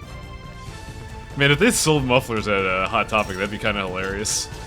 Like his twin scarves that are both just come pre-tattered. Almost reminds me a little bit of Louis from Reciteer. Jeff is the kind of guy who Except Louis and Racketeer is really good. What were you gonna say, Atla? Was Louis the one who was just eternally poor? Yes. Yes, just eternally fucking poor because you stole Louis is good because everything. Louis not an edgelord. Louis is just sad. Louis is the man who's eating grass in the park because he has nothing to eat. Louis is depressing, is what he is. But That's he's what got happens. plenty of mufflers. But no, I digress. Oh yeah.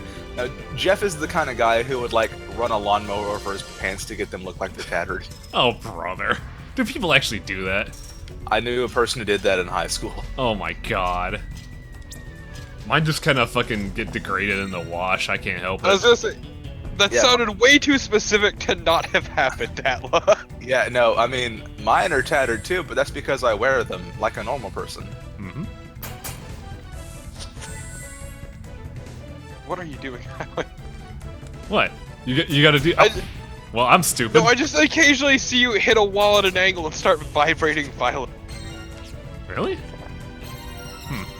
Oh yeah, because I was bumping into the wall. Oh my fucking god. Have you learned to run yet?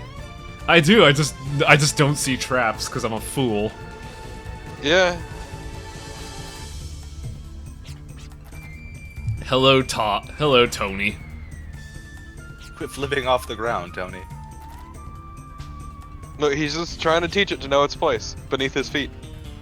I thought you were an anime protagonist. Yeah. Look, I'm just here for money. Later. God, he even looks like Tony from Earthbound a little bit. Actually, no. I'm trying to remember what he looks like, because Pike's design kind of sticks out.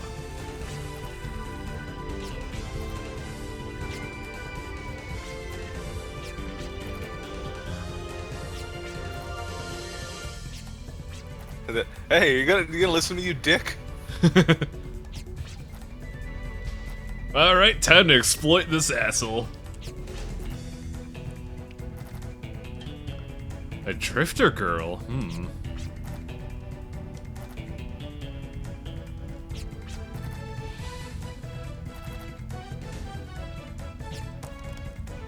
Thing is, it's not the one you think. It's not Virginia.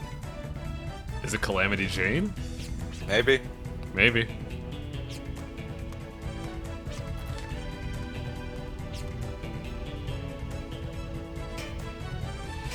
Are we gonna sit here while Tony does mining? I'm also trying to figure out what's up with Jeff's guns, because it looks like there are band-aids on the side. Shitty gun. Jeff doesn't get a lot of money, you know? Yeah, he puts it all to his mufflers. Yo, I I just think something's appreciate coming, Jeff. dog. Just standing there with his gun out. He has a very anime gun, yeah. And then something is elbow incredible. drops us. Oh god, what is that thing? Tetzel worm. Ah, that level 2 thing.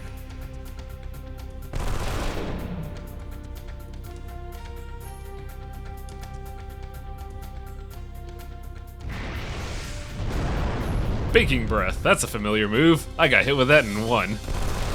Yep.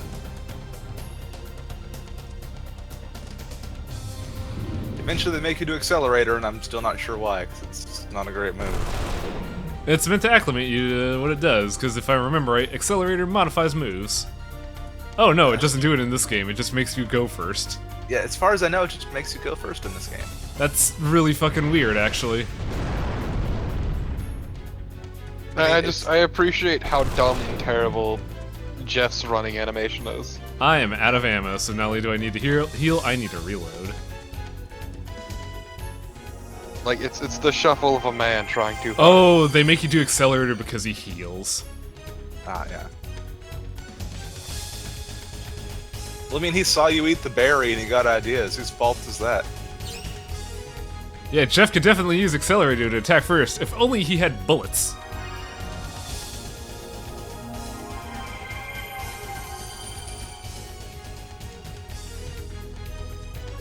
Strikes a pose as the tutorial goes on explaining what he has to do. Okay, so I gotta shoot him. I think he might just auto win if I do the, if I just do the I'm accelerator. pretty sure he might just do that. And if he doesn't, well, it's not like you have FP to waste or anything. It's fine. Yep, auto win. Yeah, accelerator definitely seems, limited here. That may just be me. I'm not a big fan of it in general. There are some times where, again, if you need to go first, you want to go first. But usually, Virginia's going to go first anyway because she's speedy. And if you need a heal, she has Mystic as well. So, you know, either way. The big issue is that, in the past games, accelerator modified your skills into different ways. Like with Jack, skills that would often either attack one person would either attack more people or go through defenses. Like, you would get a lot of utility out of Jack's, like, what, 4 skills because accelerator modified them.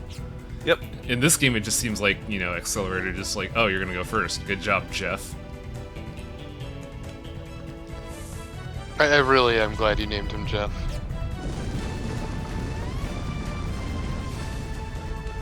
Well, we killed Tony. Why did you kill Tony, you monster? Oh no, he's still alive. Why did you let him live, you monster? Here, you could have this, even though it doesn't. Even though it's probably not what you get. You get a slingshot. The world was not ready for Tony.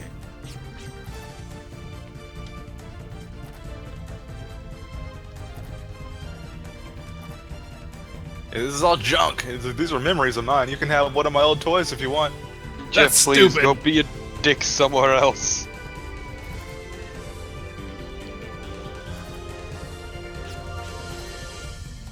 He really does say that sounds kind of stupid. Hey, look, more flying.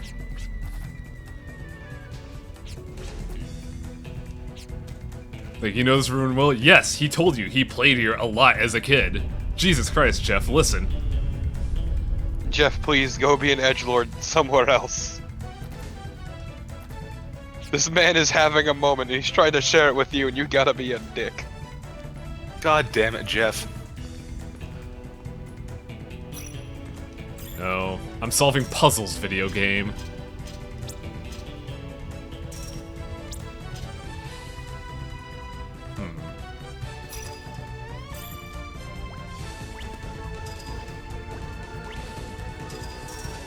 You know, I just realized there's like there's a grating right here that probably doesn't even go up to Jeff's ankle, and yet we can't go up it.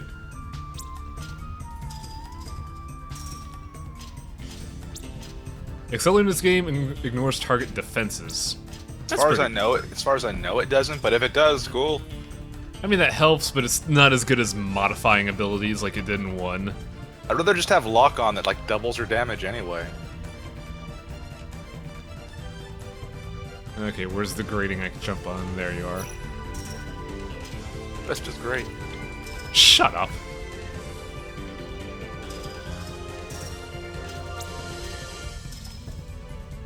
I also gotta figure out how to hit some of these things.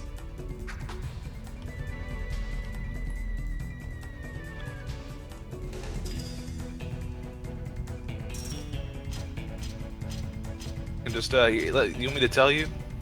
I think I figured out one, I'm trying to figure out the other right now.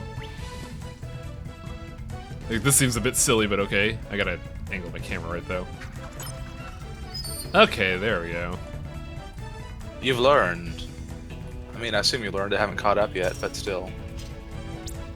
I mean, this game has very Zelda-esque dungeons where it takes a bit to figure out, but once you do, you're like, ah, okay. Oh, no, you didn't learn the other one. Okay, then. I got the other wait, one. no. You can do it. Okay, you did it wrong. You didn't do it the way I thought you were going to do it. I just highwayed my way through it, don't worry. Yeah. That teaches you right there that boomerangs also fall after they hit a wall. Oh, hello. That's how you hit that one. You don't have to hit them directly. You can just hit it against the wall and make it fall. Why is this guy so passionate about his history? I don't fucking get it.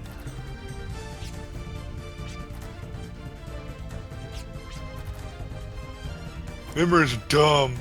Can't shoot things in memory. I just like to think that Jeff has a journal of edgy poetry hidden away. Can't believe that Jeff is actually Doug. I'm gonna feel really bad if there are people in the audience that like Jeff, and we're just messing with him. They're ripping on him as much as we are. Oh, poor Jeff. The point of Jeff is to rip on him pretty much. Yeah. He gets better. He gets better like later in the game, and he has good reasons for being an edgelord. But he's still an annoying edgelord, and people will call him out on it. Like, think of it from Final Fantasy VIII. At some point, Zealous is like, "Squall, you're kind of an asshole," and then everyone stopped. It's like that. I just noticed Pike has a fanny pack.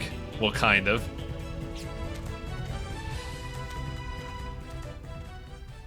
What is memory? That's a big thing with this game too. Freedom and memories are this game's hats. Yeah. Hello, I am the hero, I guess. That man's jaw could cut glass. Yeah? And if anyone's hero here, it's probably Virginia. But even then, everyone shares a pretty good chunk of the time.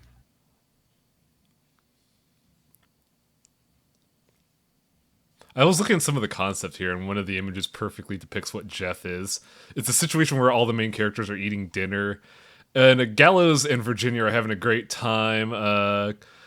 Clive is worried about the bill, but Jeff is just sitting there pouting. Honestly, Yeah, that's this kind of what happens. This image right here perfectly illustrates Jeff. Just everyone happy to see Alone in the Pike corner. back.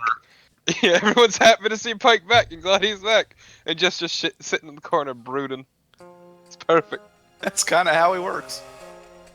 And this game is secretly brilliant in a lot of ways, and I love it. It's just, to me, the best part is that even the game's mechanics shit on Jeff. They don't make him bad, but they make him the support member of the team. Man, that suitcase is bigger than Virginia. Yep. Good job, you are done with all of the tutorials. Now you get to play the game proper. Is this gonna be like one where you get into the area and it's just like, oh, it's a fun start, and then everything goes wrong? Actually, no, wait, we already know what's gonna happen. What am I talking about? Yeah, you've gotten things.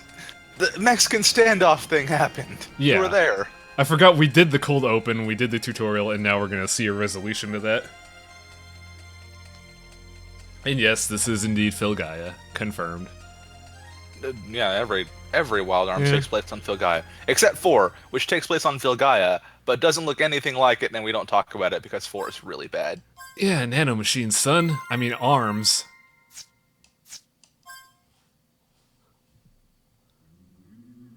Although I want to say that 4 did have an ending I enjoyed, and that the main character realizes everything that's happened to him is awful and goes off to be a forest ranger.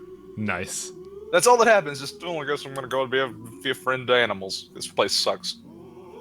Oh, God. Vocals are pretty good.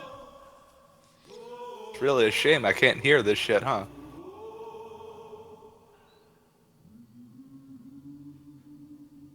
What the hell were they called in 1? Because I think drifters is a better term for them, honestly. Drifters is really good. They'll have names, but yeah, they call you drifters, and that's a big thing in this game, too. You're all drifters. Now we're back on the flying pussyfoot.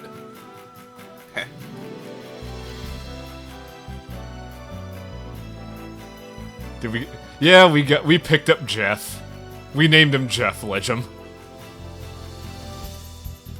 This game's soundtrack's amazing. You haven't even gotten to my favorite track yet. It shows up in a later dungeon, but there's one called Fate Breaker that's really good. I know there's a song I used recently called the Lance of Pale Rider that's in this game. Yeah, that one should come up not soon, but relatively soonish. Like, that's a pretty cool name for a person, Pale Rider.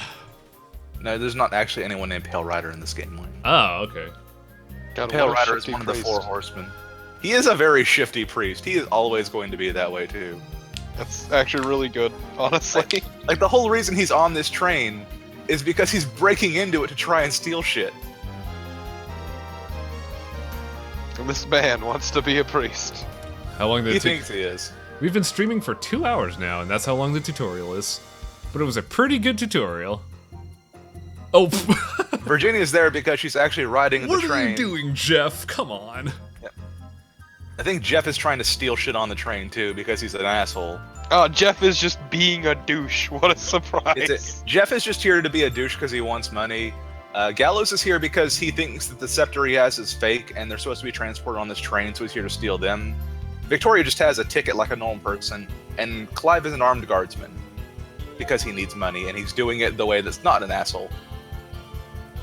Clive is the only normal person. Victoria's normal. Yeah. Virginia, rather. Vanessa.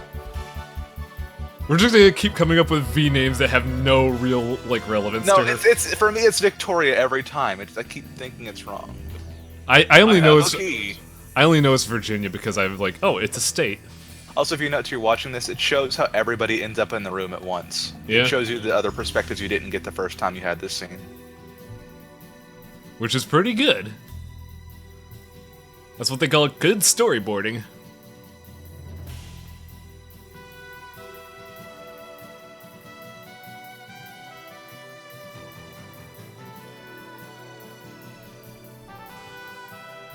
Like, I don't think I should rename anyone else in the game except for Jeff.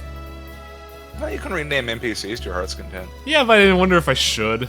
I feel like it should be exclusive to Jeff, just to emphasize that.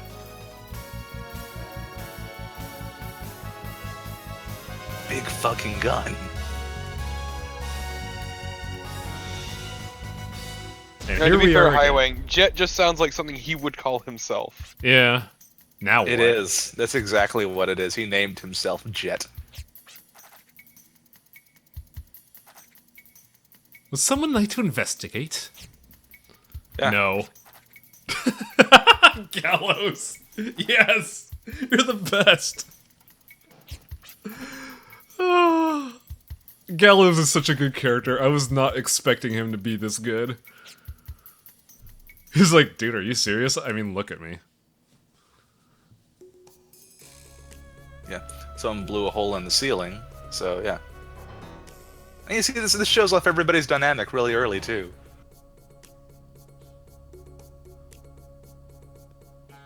Hello, I saw you in one of the concept arts. This is your boy, Janus Cascade. Also his friends, which I love the fucking guy with the beard beside him. Yeah. Like, he is very classic, like, drunken slob. Everybody has no idea what they're doing.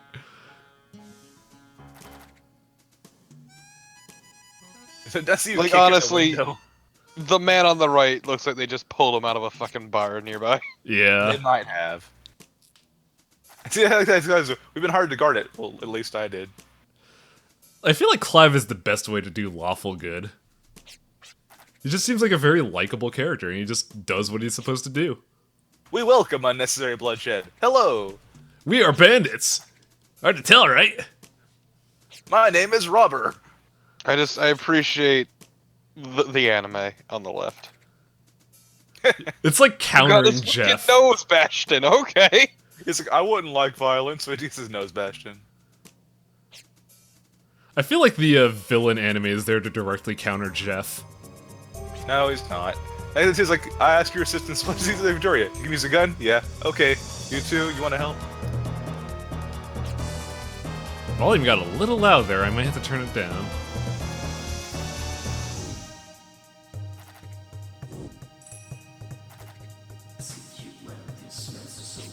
Okay, this song's a little goofy. Yep. A little bit. Gallows. This is great. I feel like Gallows is gonna be the one I like the most. Ooh, wow, that was a smooth battle transition. I'm actually impressed. So you got Romero, Giannis, and Dario. Trying to figure out who I want to take out first. I clearly need to take out the drunk first. I'm taking out Romeo first.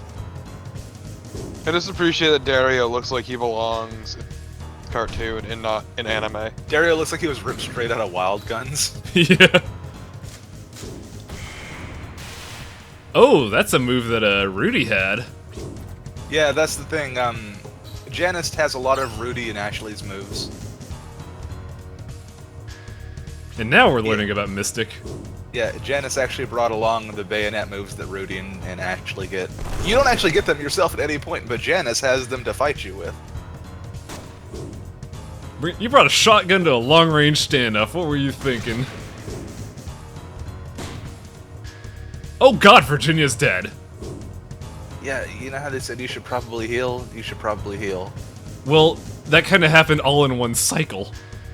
Also note too that, yeah, Clive, really tons of HP. Yeah, Virginia, kind of down. Good job. Can't believe the No. moment you get out tutorials, you get your ass kicked. I don't even blame him for the Virginia one. It's he didn't have a chance to react. Well, that too, and her HP is, again, really low. Sniper Yeah. Shark XR. Nice. And it doesn't help that she is basically the new guy at the moment. That's kind of her, that's why her HP is so low, because she is, in fact, the new guy. Yeah. She's treated that way through a lot of the game. Everyone else is experienced drifters, except for, like, Gallows. He's been doing it for, like, 3 months, though. I'm pretty sure Gallows has always been shifty as hell, though. No, that's pretty accurate. He's always been shifty. Jeff has been doing this since as long as he remembers, which is dubious at best. And this is Clive's job. Yeah. Gallows has FP, so let's refrigerate Dario. Let's put him on ice. Refrigerate the beard. Yeah, that was such an overheal on Virginia. Heretic Stab. Okay.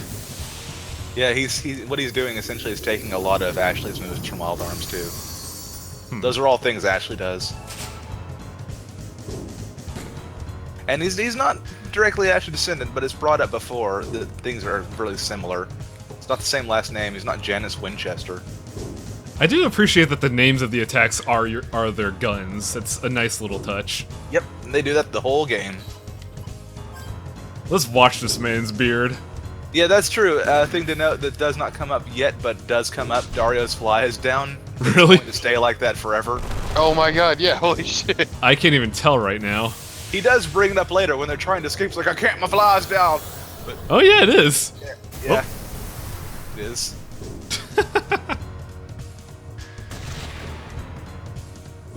Clive's about to fuck up a man. Yeah, let's Mystic a heal berry. Everybody needs to get healed. I'm gonna reload. Jeff, you could go ahead and finish off Dario. You almost didn't call him Jeff. Also, you may note a thing in this game. You may not have some gems in your inventory. Those cast the associated elemental spell. Yeah. You get them by finishing off enemy with that spell. So they're pretty easy. They're pretty easy to get a hold of, so you don't have to worry about like reserving them because you get them pretty easily.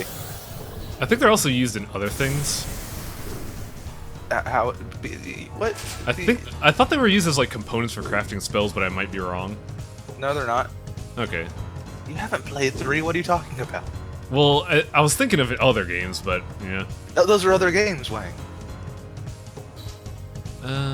Your Mystic is just group casting, so let's have you. Yeah, Mystic just stretches the use of an item across the party, whereas Extension spreads across your party or a group.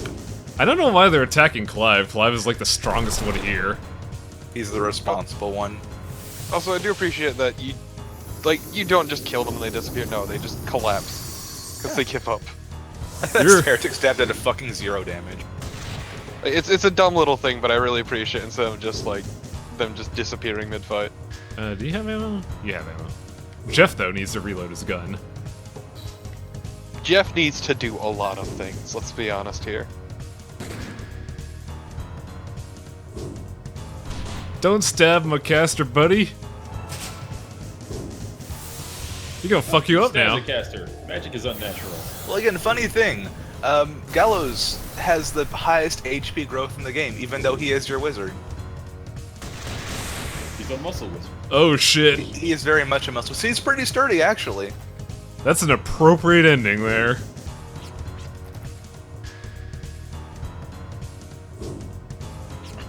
Man, Damn, son. Janice is kind of a dick. Yeah, he's kind of a huge dick.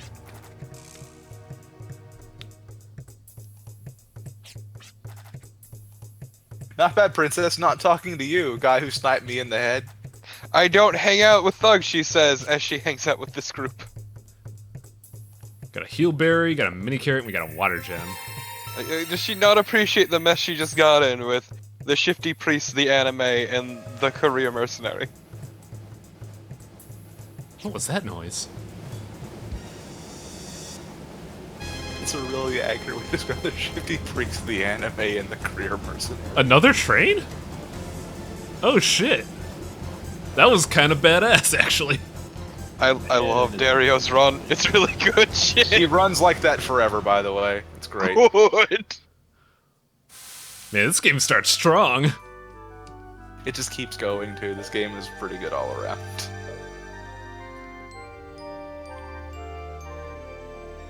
So the question is, did they actually protect the item? Well, here's your payment. We're gonna leave you here now. I think they let you take the Arc Scepters.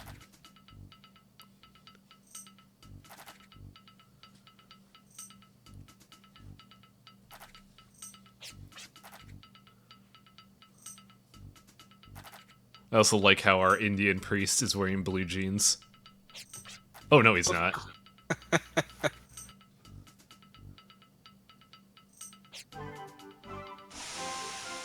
Wait, are we seriously just gonna get ditched by this train? Yep. It's got places to be, and that's not where you're going. I'd just be sitting there like, shit, we could have ridden that to the next town. Yeah, your drifter's right, you'll be okay. Even Jeff is just broadcasting my thoughts right here.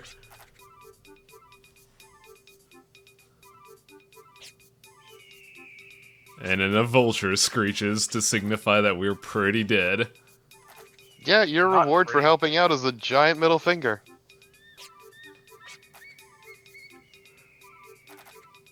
So yeah, that's cool and all, but oh cool, we're going to Bascar. Yep.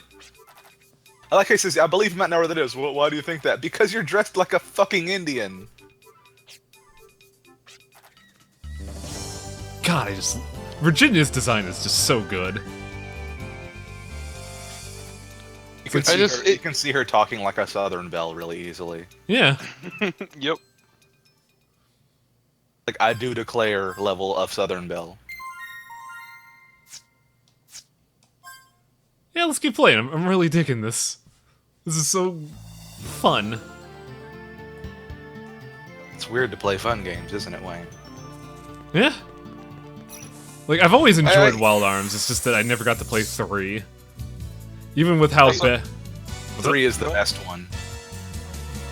Go on. I do appreciate that Virginia is also a really good foil for Jeff, and vice versa. Yep. I was talking before too. Fun story I liked is that her character design's good. It's one of the few times you'll see in a JRPG where there's nothing scantily clad on her whatsoever. Yeah. Which is really neat, because they do it well. Actually kind of interesting, because Clive is a good foil for Gallows, too. Everyone is a good foil for everyone else. That's why this works. So again, I told you, it's weird because they all have a niche, but it's not the correct one you would expect from an RPG. Again, the wizard is full of muscles. For some reason, the sniper is good at everything but being fast, and that's really important. The fast one has low stats, but she's really good at being a party healer and does decent damage. And the fucking broody anime kid is the support character. It just somehow works. Yeah, I'm not gonna lie, I was fully expecting Clive to be the caster type. Nope. Exact opposite. He's the worst caster in the party. Cause like, you see a character with like thin body, glasses, the typical smart guy look, you expect him to be the caster, right? Not this fucking muscle wizard. Yeah, No, you forgot the popped ass collar. Actually, Clive's magic damage is the lowest in the game of all of them. And Gallows is the highest. It turns out just that Clive is the smart guy, and Gallows is an idiot. Magic in this game doesn't really care about that. Oh no, Gallows is pretty fucked. Yeah, he's like, oh shit, my granny, fuck, goddamn, crap. I've been gone for 3 months, oh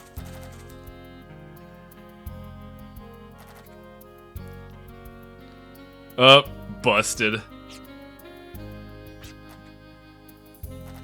And yes, Legend, playing any of them work really because none of them are like direct sequels. They all take place at different points in time, and usually the other games are just referenced in passing for the most part. So they're all good standalone games. I would say that 3 is the best.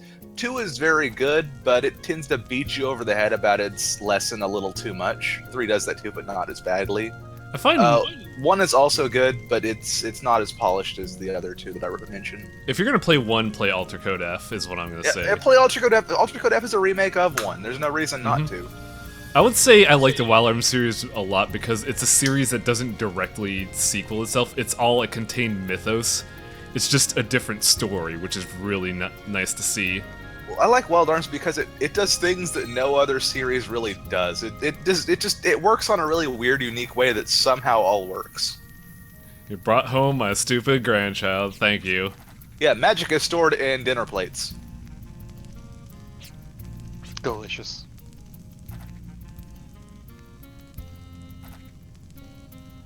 You also brought home the incompetent grandson. You brought home my piece of shit grandson, thanks. I can't tell if Hill is a psychic or just really good at predicting things.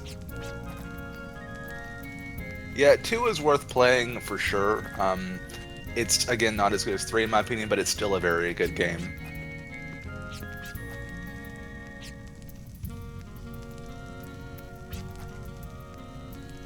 It's just the escalating prank war between Gallows and his... Fun story, too. Wild Arms 2 was the first RPG I played on a system that was not this NES, actually. Wow. Yep. And I think it might have been the first... No, the first RPG I played was Dragon Warrior 3, and that was the remake on the Game Boy. And right after that was Wild Arms 2 on the PS2. I had a bunch of games on the NES, but the NES was not known for its RPGs exactly. Well, you had Dragon Warrior. I didn't have Dragon Warrior. I think the first JRPG I played was Chrono Trigger. Either that or Earthbound. never had a Super Nintendo, actually. I had a Super Nintendo, I just rented absolutely everything for it.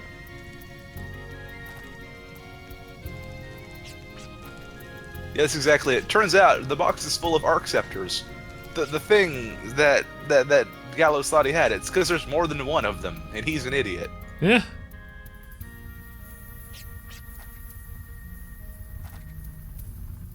Well, that was a good job of you stopping that train robbery, but I got another job for you. And the arc scepters are what let you cast spells. You need one to do that. So now I could get another caster. Now everyone is a caster. Ah, okay. There's a downside, though. You only have one caster.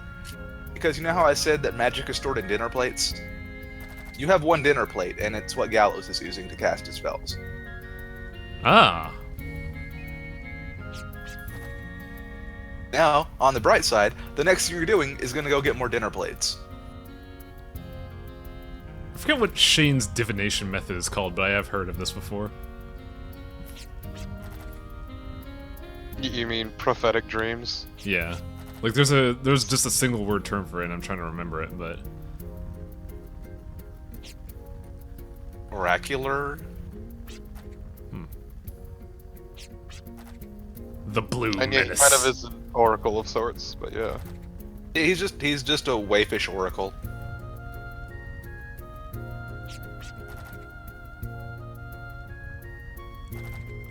The Blue Menace.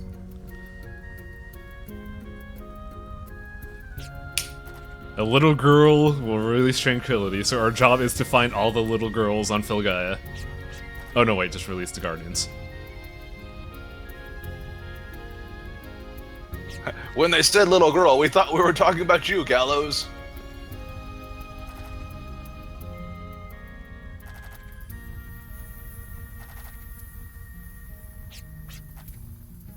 What's a medium? I mean, it kind of makes sense that Virginia wouldn't know it. Dinner plates.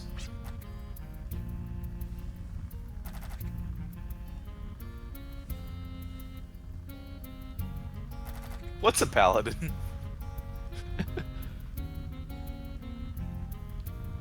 Yeah, that's the thing that Gallows starts with that let him cast spells.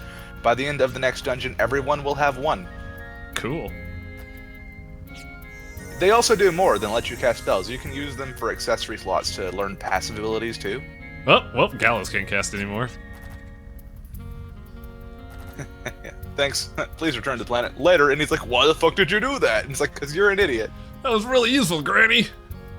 Yeah. Clive brings up a good point. It's like, we're just four people that happen to, you know, stop a bunch of thugs. Why do you expect us to work together?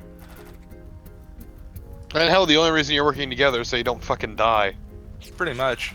It's exactly You just that get too. dumped off in the middle of fucking nowhere. That's kind of why this is such a good story, because it feels believable and organic. Clive's like, yeah, I appreciate a job, but why would we work together? Like, I'll do it, but I don't know about these losers. And as Gallows said, yeah, the sector he thought was real is fake, and the medium he thought was real was fake. The sector he thought was fake was real, rather. So he's got everything backwards. I like how It's the a reward is reward. like, you get to cast magic and summon gods now, and Clive's like, what? Yeah. What are you saying? Are you telling me that my reward is wizardry? That's a good question, to be fair.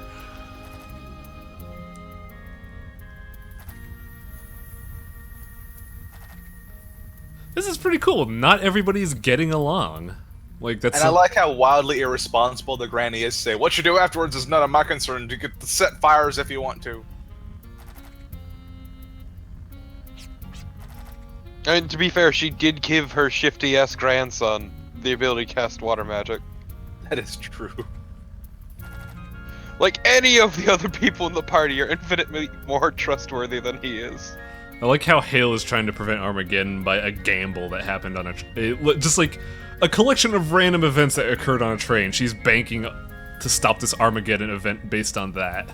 Pretty And much. to be fair, where the hell else is she gonna go? You could hire competent drifters. I don't know. You say that, but she's also in the middle of bumfuck nowhere. I mean, Clive's a competent drifter. Yeah, 1 out of 4. And yeah, Virginia's untested. Gallows is just shifty as fucking kind of an idiot. And Jeff is an anime. Fucking Jeff, really? Like, Joe Gallows is like, I want my thing back. That's why I'm here. I just appreciate that Clive is the voice of reason. He will always be the voice of reason, too. He fits that role really well, too. It's because he's Sniper Dad. Yeah, he's a dad who's a sniper.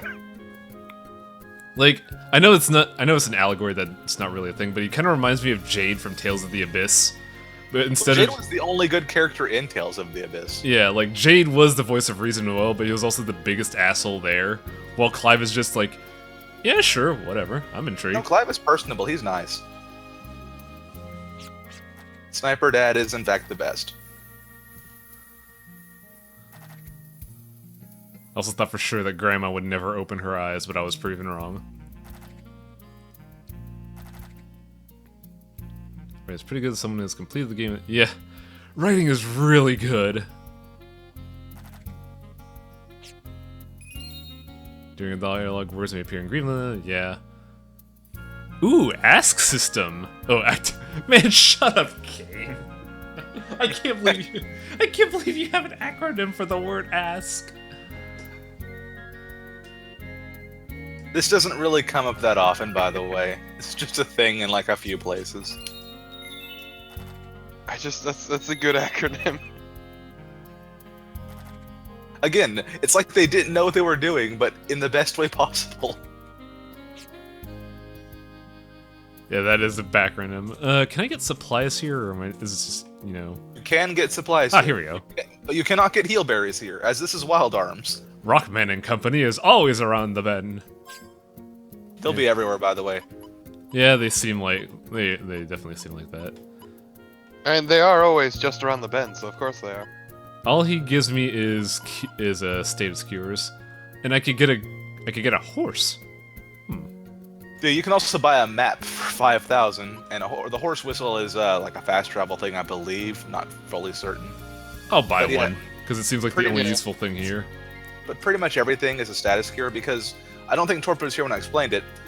In Wild Arms, all of your healing items are berries, and the world is full of sand and fuck. It's pretty much a badlands everywhere, so you're not going to be able to buy healing items with any degree of ease. Is there an armsmith here? Like, I doubt there is, but I'm just... I don't think there is in the Bascar village. Like, that would honestly make sense. I know there is in the next town you go to, but I don't think there is in the Bascar village. It's great to merge your consciousness with these holy gods.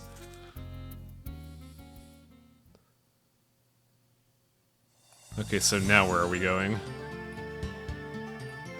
said Southern Foothills, I believe. You're going back to the sanctuary, dude. Didn't they tell you? Go get a medium from the Guardians. That's at the Fallen Sanctuary. You know where that is. Yeah.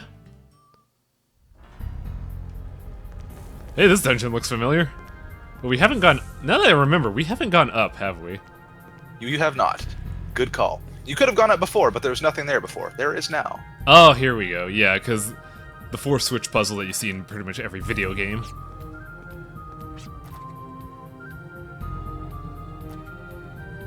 Well, this isn't really a puzzle so much. I mean, to Gallows, it may as well be a puzzle. They actually did this in Wild Arms 1 too, so it's a nice little throwback. You thought it wouldn't look like shit, right?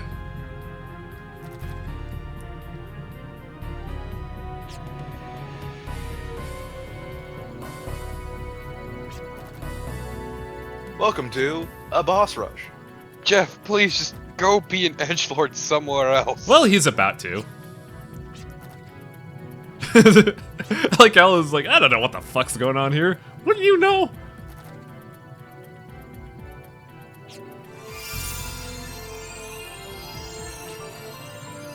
I'm a terrible priest.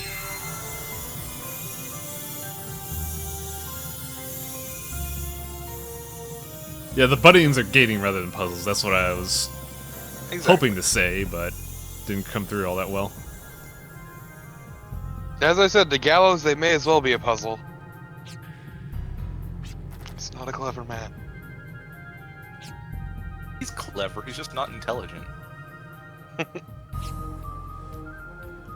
You're not wrong.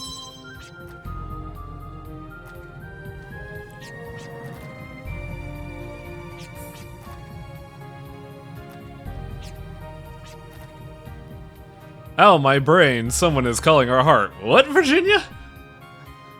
I can relate to these characters. It feels like when you use magic for the first time, you get a migraine. You get a hangover, a magical hangover.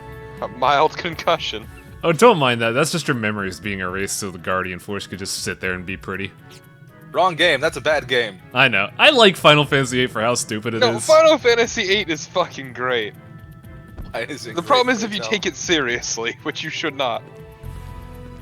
Its gameplay has some pretty bad holes, and its characters are mostly unlikable. I know, but that's why it's great.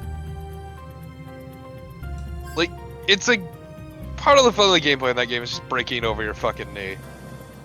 And the characters are terrible, but it works because the entire more game Gallows. is founded on everyone fucking up all the time. I actually remember that name. Yeah, they're the same throughout the series. Like, the entire plot is just a comedy of errors. The whole way Oh. through. Welcome to more Gatling. Yes, including the sniper who never killed anyone. Yeah. No, the sniper has a fucking panic attack when he's expected to do his job. Is it gonna what I do? Like, you're gonna get us all killed, you stupid fuck!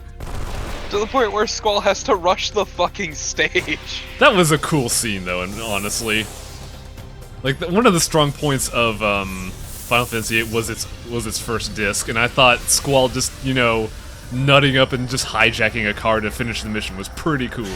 Well, he had to. His fucking... Oh, So yeah, Fuck. the game has ceased to fuck around, by the way, Wang. Oh, yeah. sweet Jesus. I feel like I chose the wrong character. Wow! That is kind of fucking awesome. Yep, the Oh, game Jesus has ceased Christ. to fuck around with you.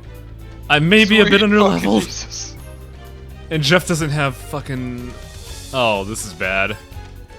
No, this is really bad. Yeah, usually you don't Oh. want to fight more golfers.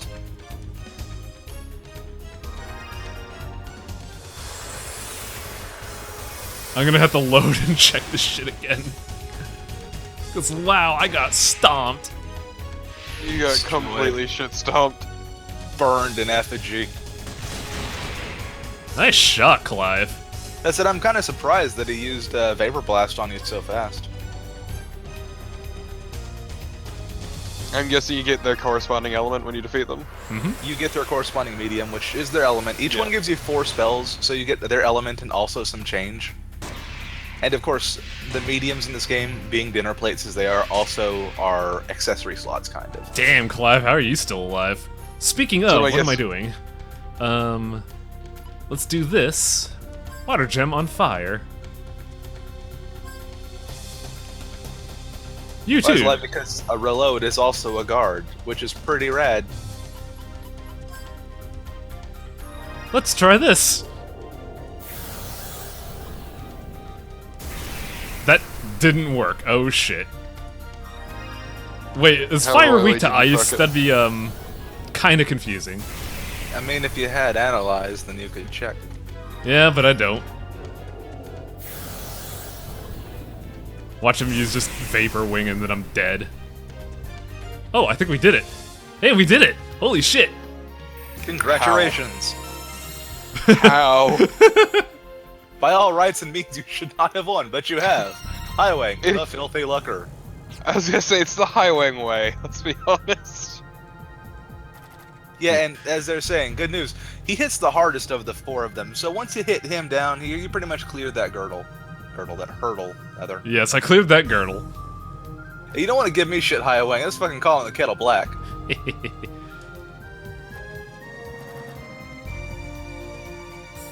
I love how in every JRPG they're just like, this is our special power, but think of it as magic. Pretty much. It's just, Yeah. it's basically magic. We're gonna give it to Gallows though, because it's Gallows. He has got to get that shit.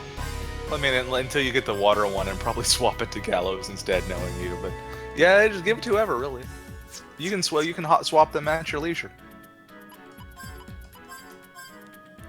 Also, I think that Wait. later on they can or cannot give stat changes, but Look at Gallows' luck stat. yeah, That's pretty good. yeah. I didn't notice that. Being wild arms, there is a luck stat. It fluctuates. Yeah, but there's a stat, but it says worst. Right now, it is in fact worst. The only one with good luck is Clive. I mean, it's Gallows. I thought that's a given. Okay, so we did You more. might want to check what you can do now with Fiery Rage. How does one do that? Should be a tab in your menu. Oh man, that fucking Clive portrait though is ridiculous. You could use Fire Ward, Status Ward, Critical. You could use Cremate, Devastate, Fragile, and Revive. Yeah, I believe that Revive is what you think it is.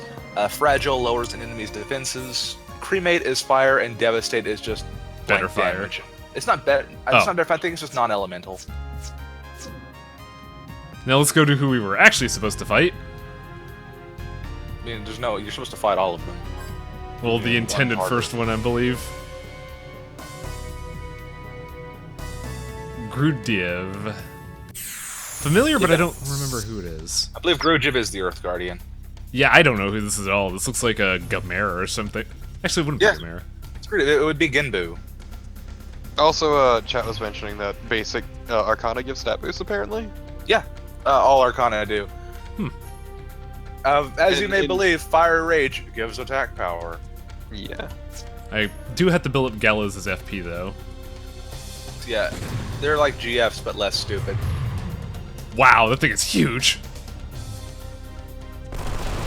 And we're just shooting it with an SMG. Shooting it with an SMG is actually a pretty solid decision when you think about it. He counterattacks absolutely everything. Yep. And I can't. Maybe. You're kind of getting how everybody has a working thing. Though, if that's the case, then maybe you can kind of plan your move smart. Planet Breaker. That's his summon move. It's like his Vapor Blast. Oh, this is gonna hurt. As you may have noticed, all of these summons have a kind of... all of these mediums have a summon move, and they're using them against you too. Oh, that was actually quite tame. Yeah, like Planet Breaker and Vapor Wing, that stuff, you can use that when you get the mediums. If you get 100 FP in a fight, you can use their summon move. I think Gallows has enough for weaken, so now we could do a really devastating lock-on. God, should I have Jeff attack? Because if he counterattacks everything, I feel like that's going to be a problem. Yeah, whatever. Could have him use a gem or something. Yeah, I should have had him use a gem.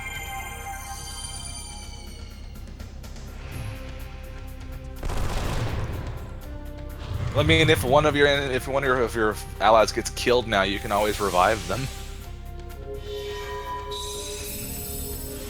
All right, this is gonna be devastating. Also, I'll tell you why you 162. want. You know that cancel thing? You wonder why it exists. This is why.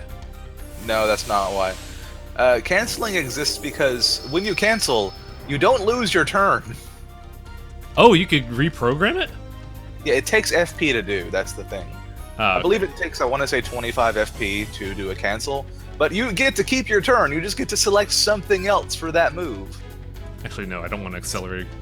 No, I think Gallows goes third, so let's just do accelerator anyways.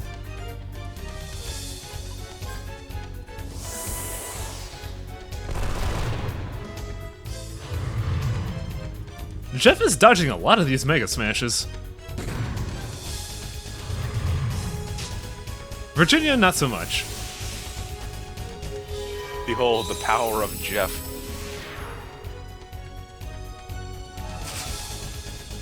I like how you took a Mega Smash to the face, by the way, for doing 5 damage. Why Well, are you even shooting him with the pea shooter? I didn't realize the damage was so bad. I mean, you have the right idea using Fragile on him, that's for sure. But it's just re-shielding himself. Let's see, But of course that makes him waste turns, so it's a good idea both ways. I would just, if you're you, I would just take Clive and Jeff, shoot him with those two, have Gallows keep applying Fragile, have Virginia use gems or, like, restore her HP at some point probably, but use gems for the most part. And Actually, whenever Jeff gets enough FP, you probably want to reload your gun and Gatling him. So do Virginia's pea shooters get better? Or... You can upgrade guns, so yes. Okay. yeah, you could fine-tune everybody's weapon. That was like a big mechanic in one. I was gonna ask if she was just forever damned to shit attack. Nope. I mean, her attack is always going to be like a really low stat for her. She's always got low attack, but you can make it get better.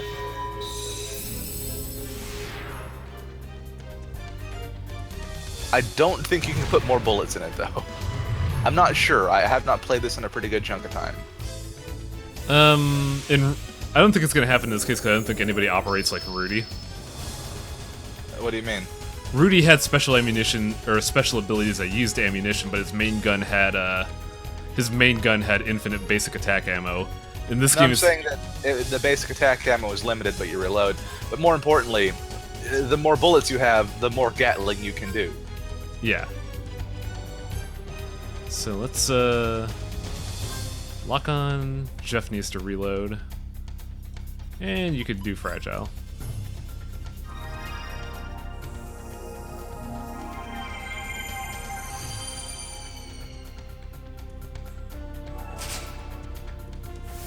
Yeah, Jeff needs to get some FP if I'm gonna do Gatling.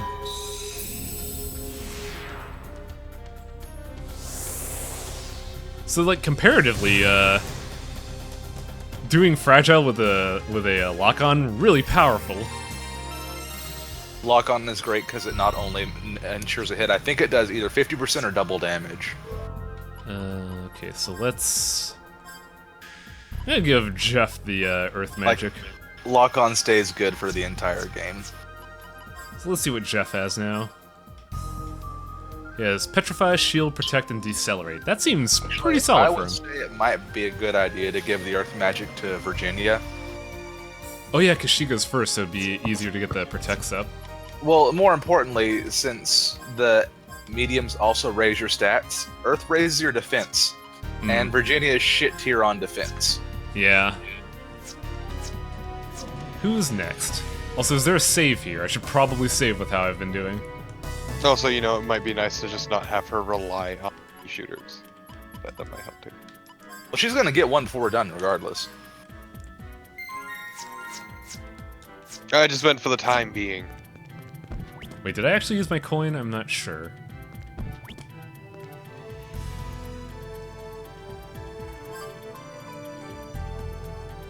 Because, like, Gallows being a caster is a given, but I Hey, just, it's True Dark. you know, There's her True pea Dark. shooters do shit damage. Oh yeah, I remember this guy. This is Genbu / Gamera.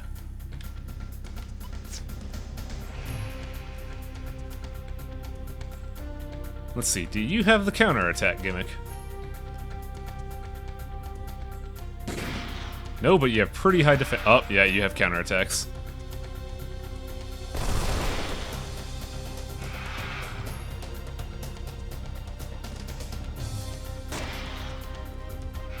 Yeah, it seems like Gallows is doing the most attack damage right now. Assault Tide. Oh, fuck. I'm already getting summoned against.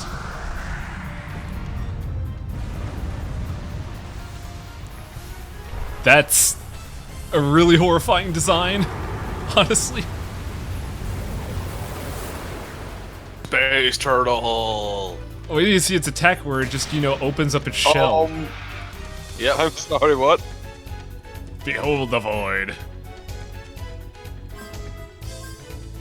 Just fleshy intakes, Jesus Christ. It's a neat mix of, like, bioorganic, like, mecha bioorganics. I don't know what the hell. Bye, lizard. What do I want to do with you, Jeff? We found it, the ultimate life form. Actually, The Oyster Turtle. I'll just base attack build up FP with Jeff so you can do a Gatling.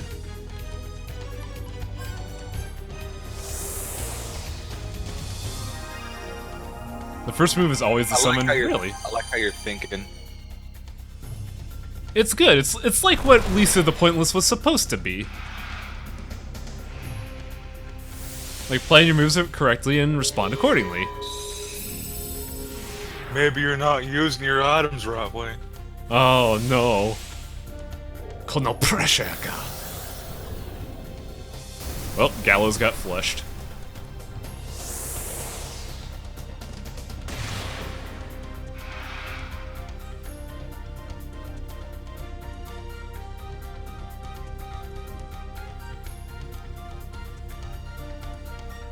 Don't really have anything with Virginia right now. Clive might need to reload. I need one more attack with Jeff, then I gotta reload in Gatling. Gallows,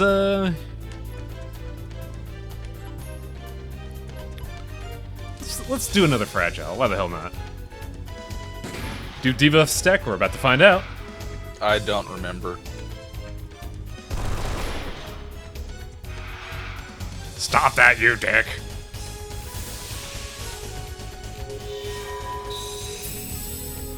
Nope, they don't stack. You get one and then done.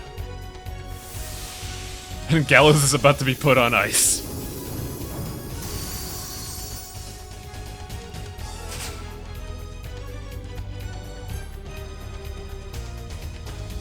I'm told in chat that debuffs do stack with diminishing returns, which sounds right in my head, but again, it has been a while. Well, let's try it one more time. If Fragile misses this time, then we'll see. Maybe I just got really unlucky. If it misses again, then I'm pretty sure it's one and done. It missed again. So yeah, I'll just keep it to one then.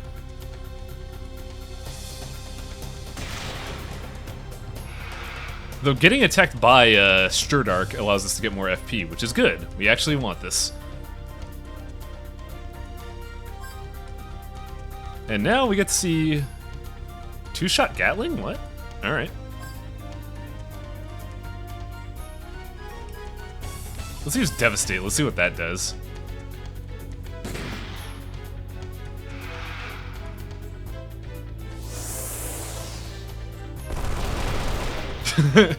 His Gatling is just unload your gun.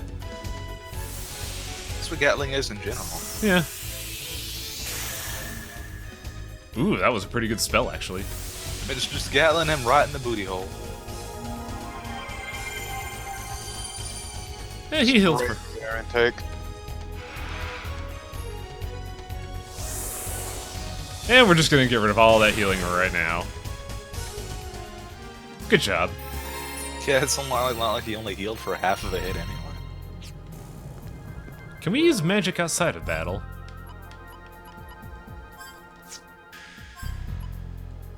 I don't believe you can, because it takes FP. Jeff's luck. Bad. Oh, bad luck, Jeff. So I assume we're gonna give Aqua Wisp to Jeff then? Most likely. That's the best option I could think of. Yeah, who are we missing? You are missing... Well, let's see, you've got the earth, the water, and the fire. So what are you missing? I think this is it. Fengalon. Ah, yeah. Fingler. It's a giant tiger. Yep, Byakko the Wind Tiger. Let's guard this time, because I think I have an idea what's going to happen.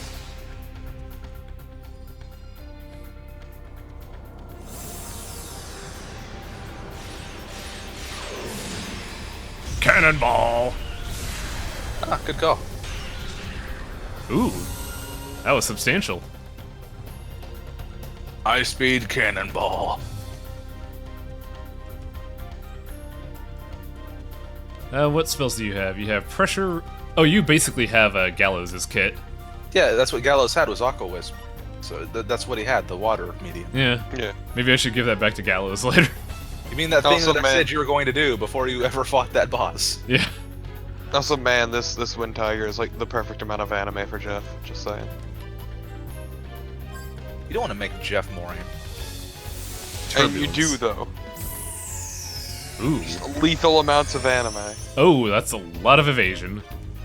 lethal amounts of Jeff. Nobody needs that though. Jeff could still hit the evasive tiger.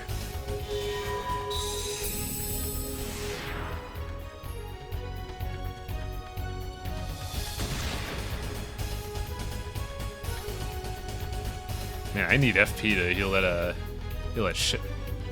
Actually, Jeff has healing. What am I doing? Yes, this enormous tiger weighs like 3,000 pounds, making it the world's second biggest pussy next to Highwang playing Darkest Dungeon. God fucking damn it. I did enjoy seeing just Chitlin and Jade just commiserating about how fucking awful Highwing was at it. I'm still doing really good though. Like I haven't gotten I've only gotten one unintended death so far. Oh fuck. Yes, and yes, Miara's right. When it comes to Gatling, as I did say earlier when you're playing for Virginia, the more FP you have, the more shots you do with Gatling. So it's not just 50 and shoot, it's the more FP you have, the better it is. And at 100, you get like your full bullet clip in shots. Okay. Also, remember that even though Virginia is down, you have a revive spell now. How much does it cost? Oh, it's more. remember. Oh, no. The revive spell's on Virginia. Oh, no, wait, it's on Gallows. What am I talking about? Yeah, because you rise from the ashes like a phoenix. Let me just incinerate your body to revive it. And that would be kind of actually metal as hell. Let me use sick guitar riffs to revive your body from the dead. Okay, I can see why that's a... Wow! That's such a... Oh, that's such a scary revive.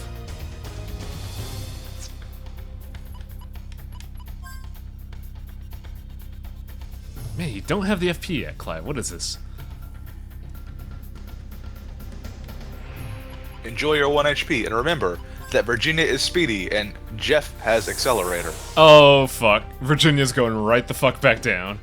Well, you could just use accelerator and get a heal spell off on her, right? No, I couldn't. Because Jeff doesn't have enough to accelerate, and Bengalong went a little nuts. Ah. Also, defense did dick all versus that. Yeah, man, it's magic.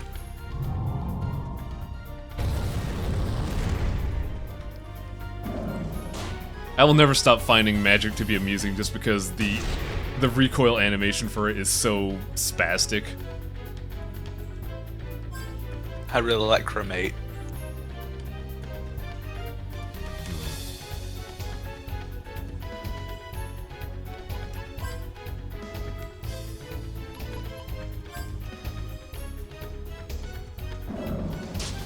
Yeah, it hasn't been countering a lot, which is bizarre.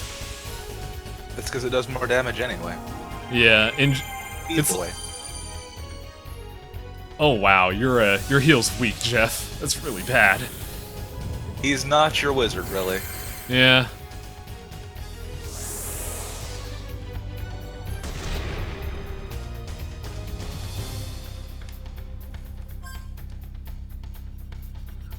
Reload. Do I want to accelerate or attack, or do I want to keep healing Gallows? I think he's alright right now. Damn, does that lock on hurt like a bitch. It's really fucking good. I only healed for 35, shoot in the face for 250.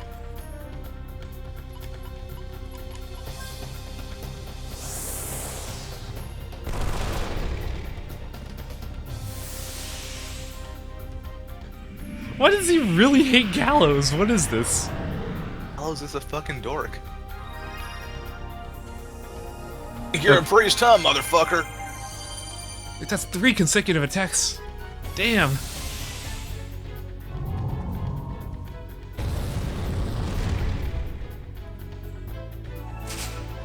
Clive is just doing all sorts of good right here. He doesn't give a shit.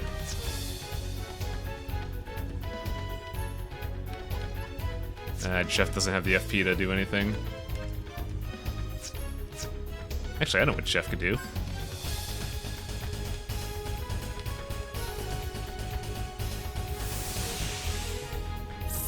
Always analyze it. Yeah, Also, could. chat, hush. I enjoy Highwing's choices that make no sense. I am wasting a lot of my berries, though, which is bad. I like how that's finally sinking in.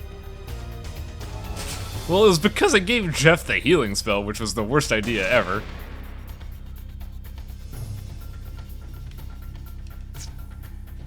And there were a lot of poor mistakes, Highwing, let's be honest. Good old healing, Jeff. I'm poisoned, I guess instead of using that, I'll just use 6 heal berries.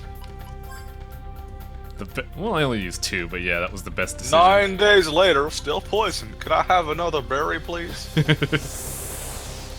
Oh, it's a good thing I had Gallows heal, because we're getting ripped from space again.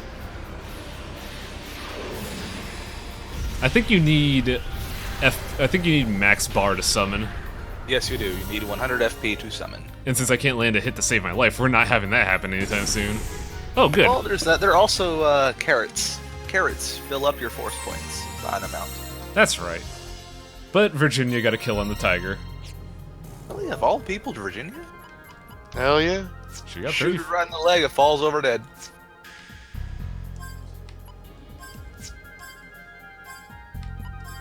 Good job. You now have your mediums. Shuffle them as you please. I think I'm gonna give Earth to Virginia and, or I'm gonna give Earth to Jeff and, actually no. Might as I'd say give water to Gallows, give fire to Jeff, and I'd say actually give fire to Clive and give wind to Jeff. That makes Jeff faster, and he's already second fastest, and Clive's never going to be fast no matter what you give him. So if you give him fire, he's just going to do even more damage. Yeah, and he'll have... The big issue with this, though, is that he's gonna have the revive when he goes last.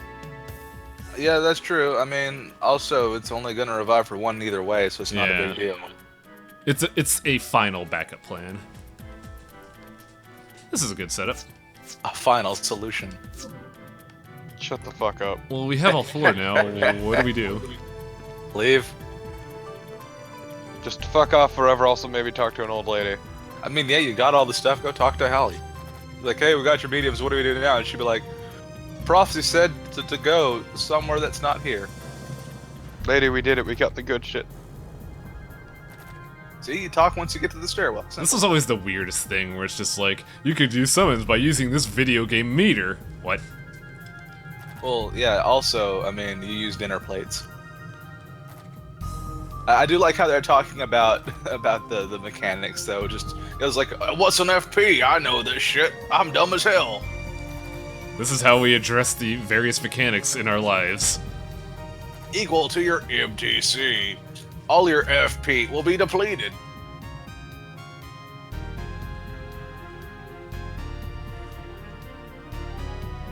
Yeah, extension heal is pretty clutch. So is a Mystic Healberry. Yeah. Well, that was wacky. Oh, fuck! Jeff, why did you go inside Clive? What? You'll see. Oh, hi, Dick. What are you doing here? What's most unbelievable is, it's mine.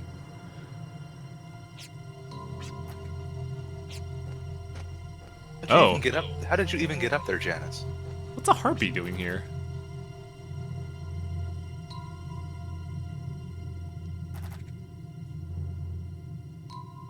Bird. Just a bird. Janice is just like, well, I did fuck up and I should probably remedy this or I'm gonna die. Oh well.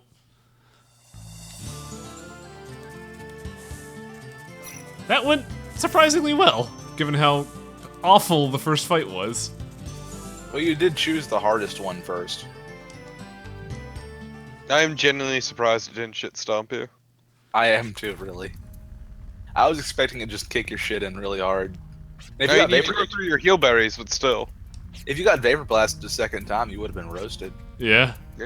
Literally, actually. It's Highwing, the filthy lucker. Yeah. You know him, you don't love him, apparently. Highwaying, the filthy lucker. I just relied on Clive and it turned out well. Like, I was like, you're not switching switches. It's just like, hey, now hand me the mediums. Go back to the earth, I say. Get your ass back to the shrine and do it again. Yeah, I'm just doing this to release the spirits of the earth. This is great. Thanks for helping out.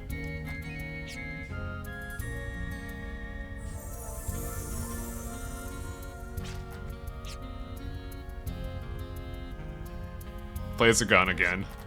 Mediums help you get swole. Don't worry, I didn't break these one. Personal skills are hurting. Huh. Yeah, I told you, like accessory slots. They give you passive abilities. Okay.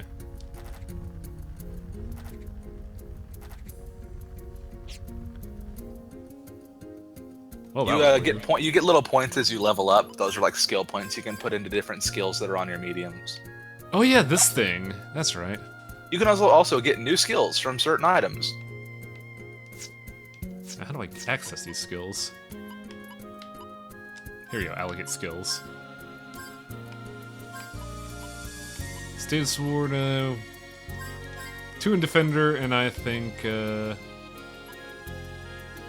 put the rest in Earth Ward. Clive. Oh man, Clive, holy shit. Yeah, I think I'm gonna put every point in the critical hit. It's fine.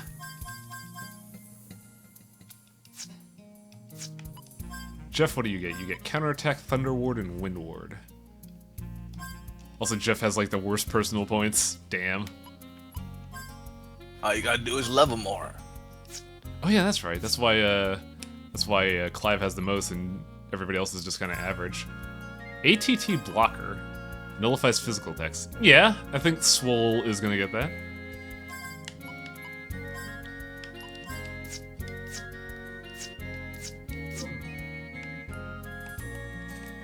Now, do we actually have to go out and do a fight to where we summon a thing to progress, or do we just go to the next town? I mean, I don't remember exactly, but I would just head out. I don't see why not. Otherwise, you can just talk to people, I guess. Yeah, let's see what the local folk have to say. Much like Torin, the robot save point. Ah, yes, our robot buddy.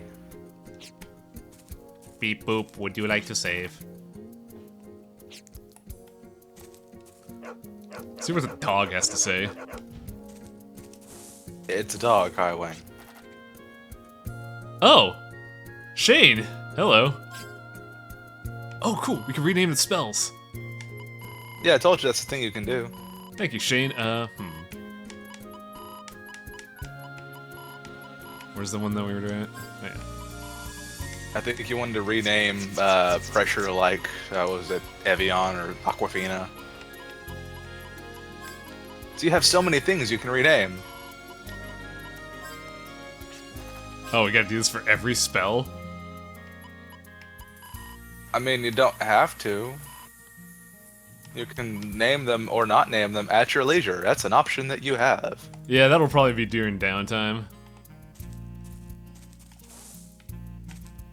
Talk to the item shop. I think he has the something that my OBS is blocking.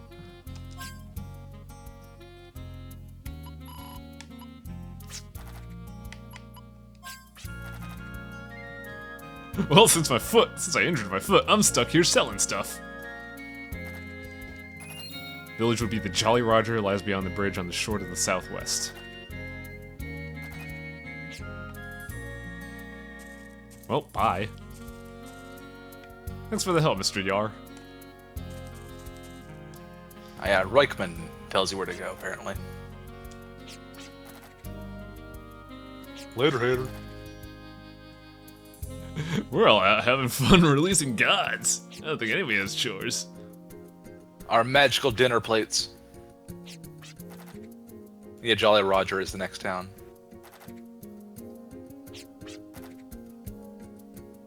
Fucking Jeff, come on. Why don't we just fuck off? God damn it, Jeff. He really does seem like that guy in a D&D group. He is, and that's the point, and everyone tells him it's dumb and to cut it out. Yeah, it's not like we're a team or anything. Aww. Jolly Roger does sound like a neat place. Compass. Pretty sure I could just absolutely annihilate everything here. What? Hey, you're kind of... What? Oh, I just went into like a sand and then it just didn't work. I was really confused. Yeah, that's not desert. That's the ocean. Really? Yeah, it's so sandy that the ocean is sand in this world. Oh, fuck. Where you're at right now is actually one of the most lush places on the entire planet. There's a lot of sand in Wild Arms 3. I mean, it makes sense, but still, just like, this is the ocean? Fuck. Fun story about that, when you get a boat, you get a sand ship. It's awesome. Excellent. And you know the best part is? The ocean is full of giant fucking kaiju. And you fight them on the sand ship like you're manning an actual ship. Like one person's on gunner and one person's on helm and stuff like that.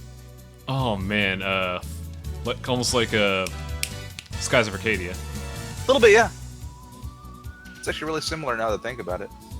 Man, you goblins picked the worst fucking group. I'm sorry, you're dead. But they're so cool, Wang. Cool can only get you so far. It's a bit sad when Clive goes before you. It really is.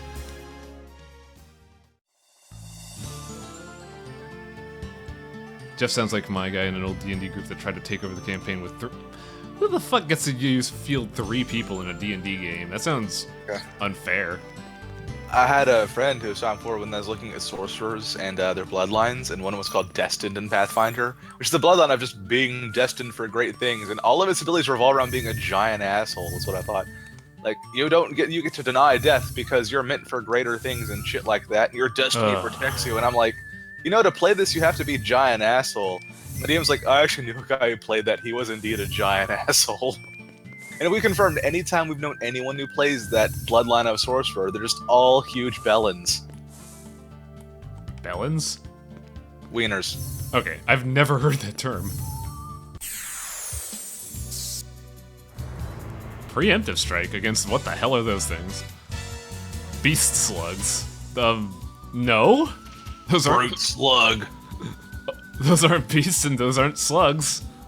I say you know.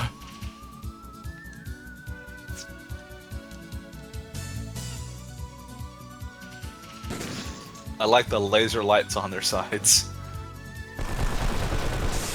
God, that critical animation is so jarring.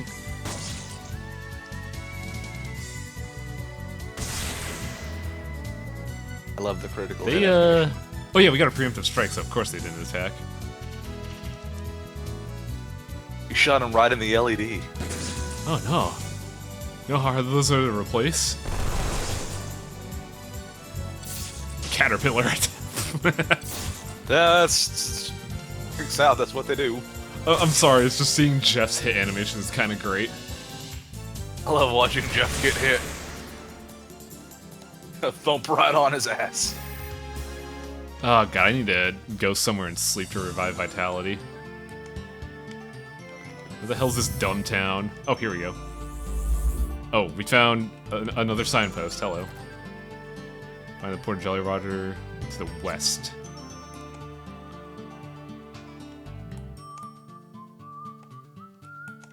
West? You got a map and a compass. You don't have a map, but you have a compass. It Here tells you you go. which direction is which. Yeah, I had to orient myself. Reorient. And yeah, Jolly Roger is right there at the edge. I remember where it is exactly. This is the town I went to most when I played this game, I'm pretty sure. You know, Gallows, I like you. You just keep getting better and better. Clive is like, first off, we need to find a job, we need to get information, and then Gallows is like, we also need booze! Well, it's accurate, you probably do. There's just so much charm in this game. I can't get over how good everyone is. I mean, everybody works well as a unit so well. They're all so distinct in their own way. Even fucking emo-ass Jeff is okay because he's so different from everyone else and everyone calls him out on being an emo fuck. Who's this guy? Looks injured. Yeah, he's pretty beat up.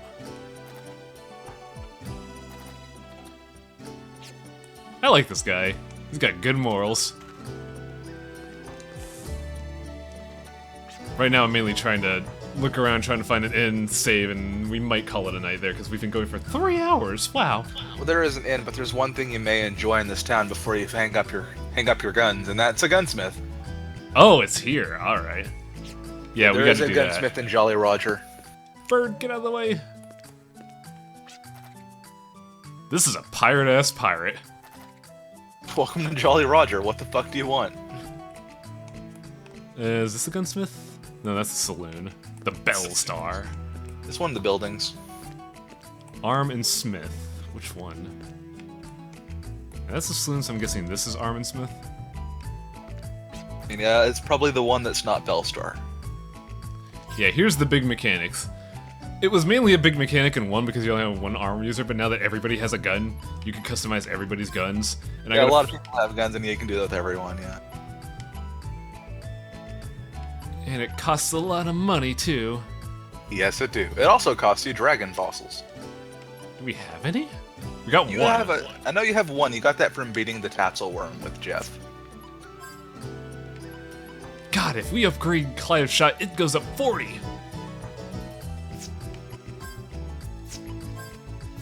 Like, Virginia's is the least stat. Like, she gets half of everybody else's strength. Yeah, everybody has their own niche, but you can still change them to how you prefer to play with them. Yeah. So it's up to you. I think I'm just gonna make Clive the biggest gun. That's kind of what I did too. It's hard not to. 2 bullets, it's okay if you can kill him with 1. And we gotta...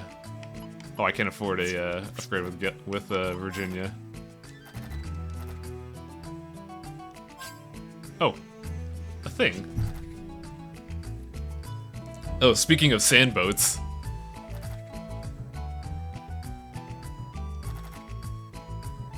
Resist our blatant overtures. Too late.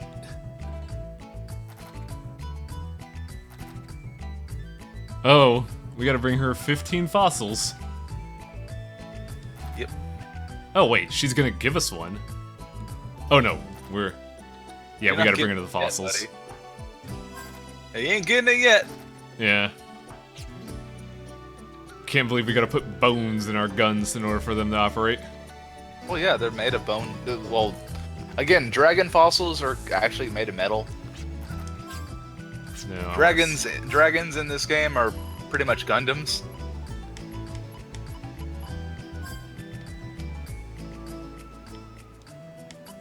Let's sell a gimme coin. Perfect. And then I What? didn't have enough money for an inn. I was going to say, why even buy a Gimmel coin, but... No, I'm selling them so I could get a round 1500. Oh man, I don't sell Gimmel coins. You can't buy those. Why would you sell a Gimmel coin? Those are good. Alright, so there's that. Now let's see what's going on at the inn. Because I think I've talked to every NPC. Looks like it.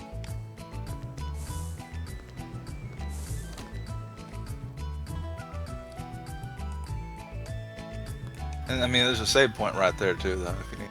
Yeah, we could probably continue this tomorrow.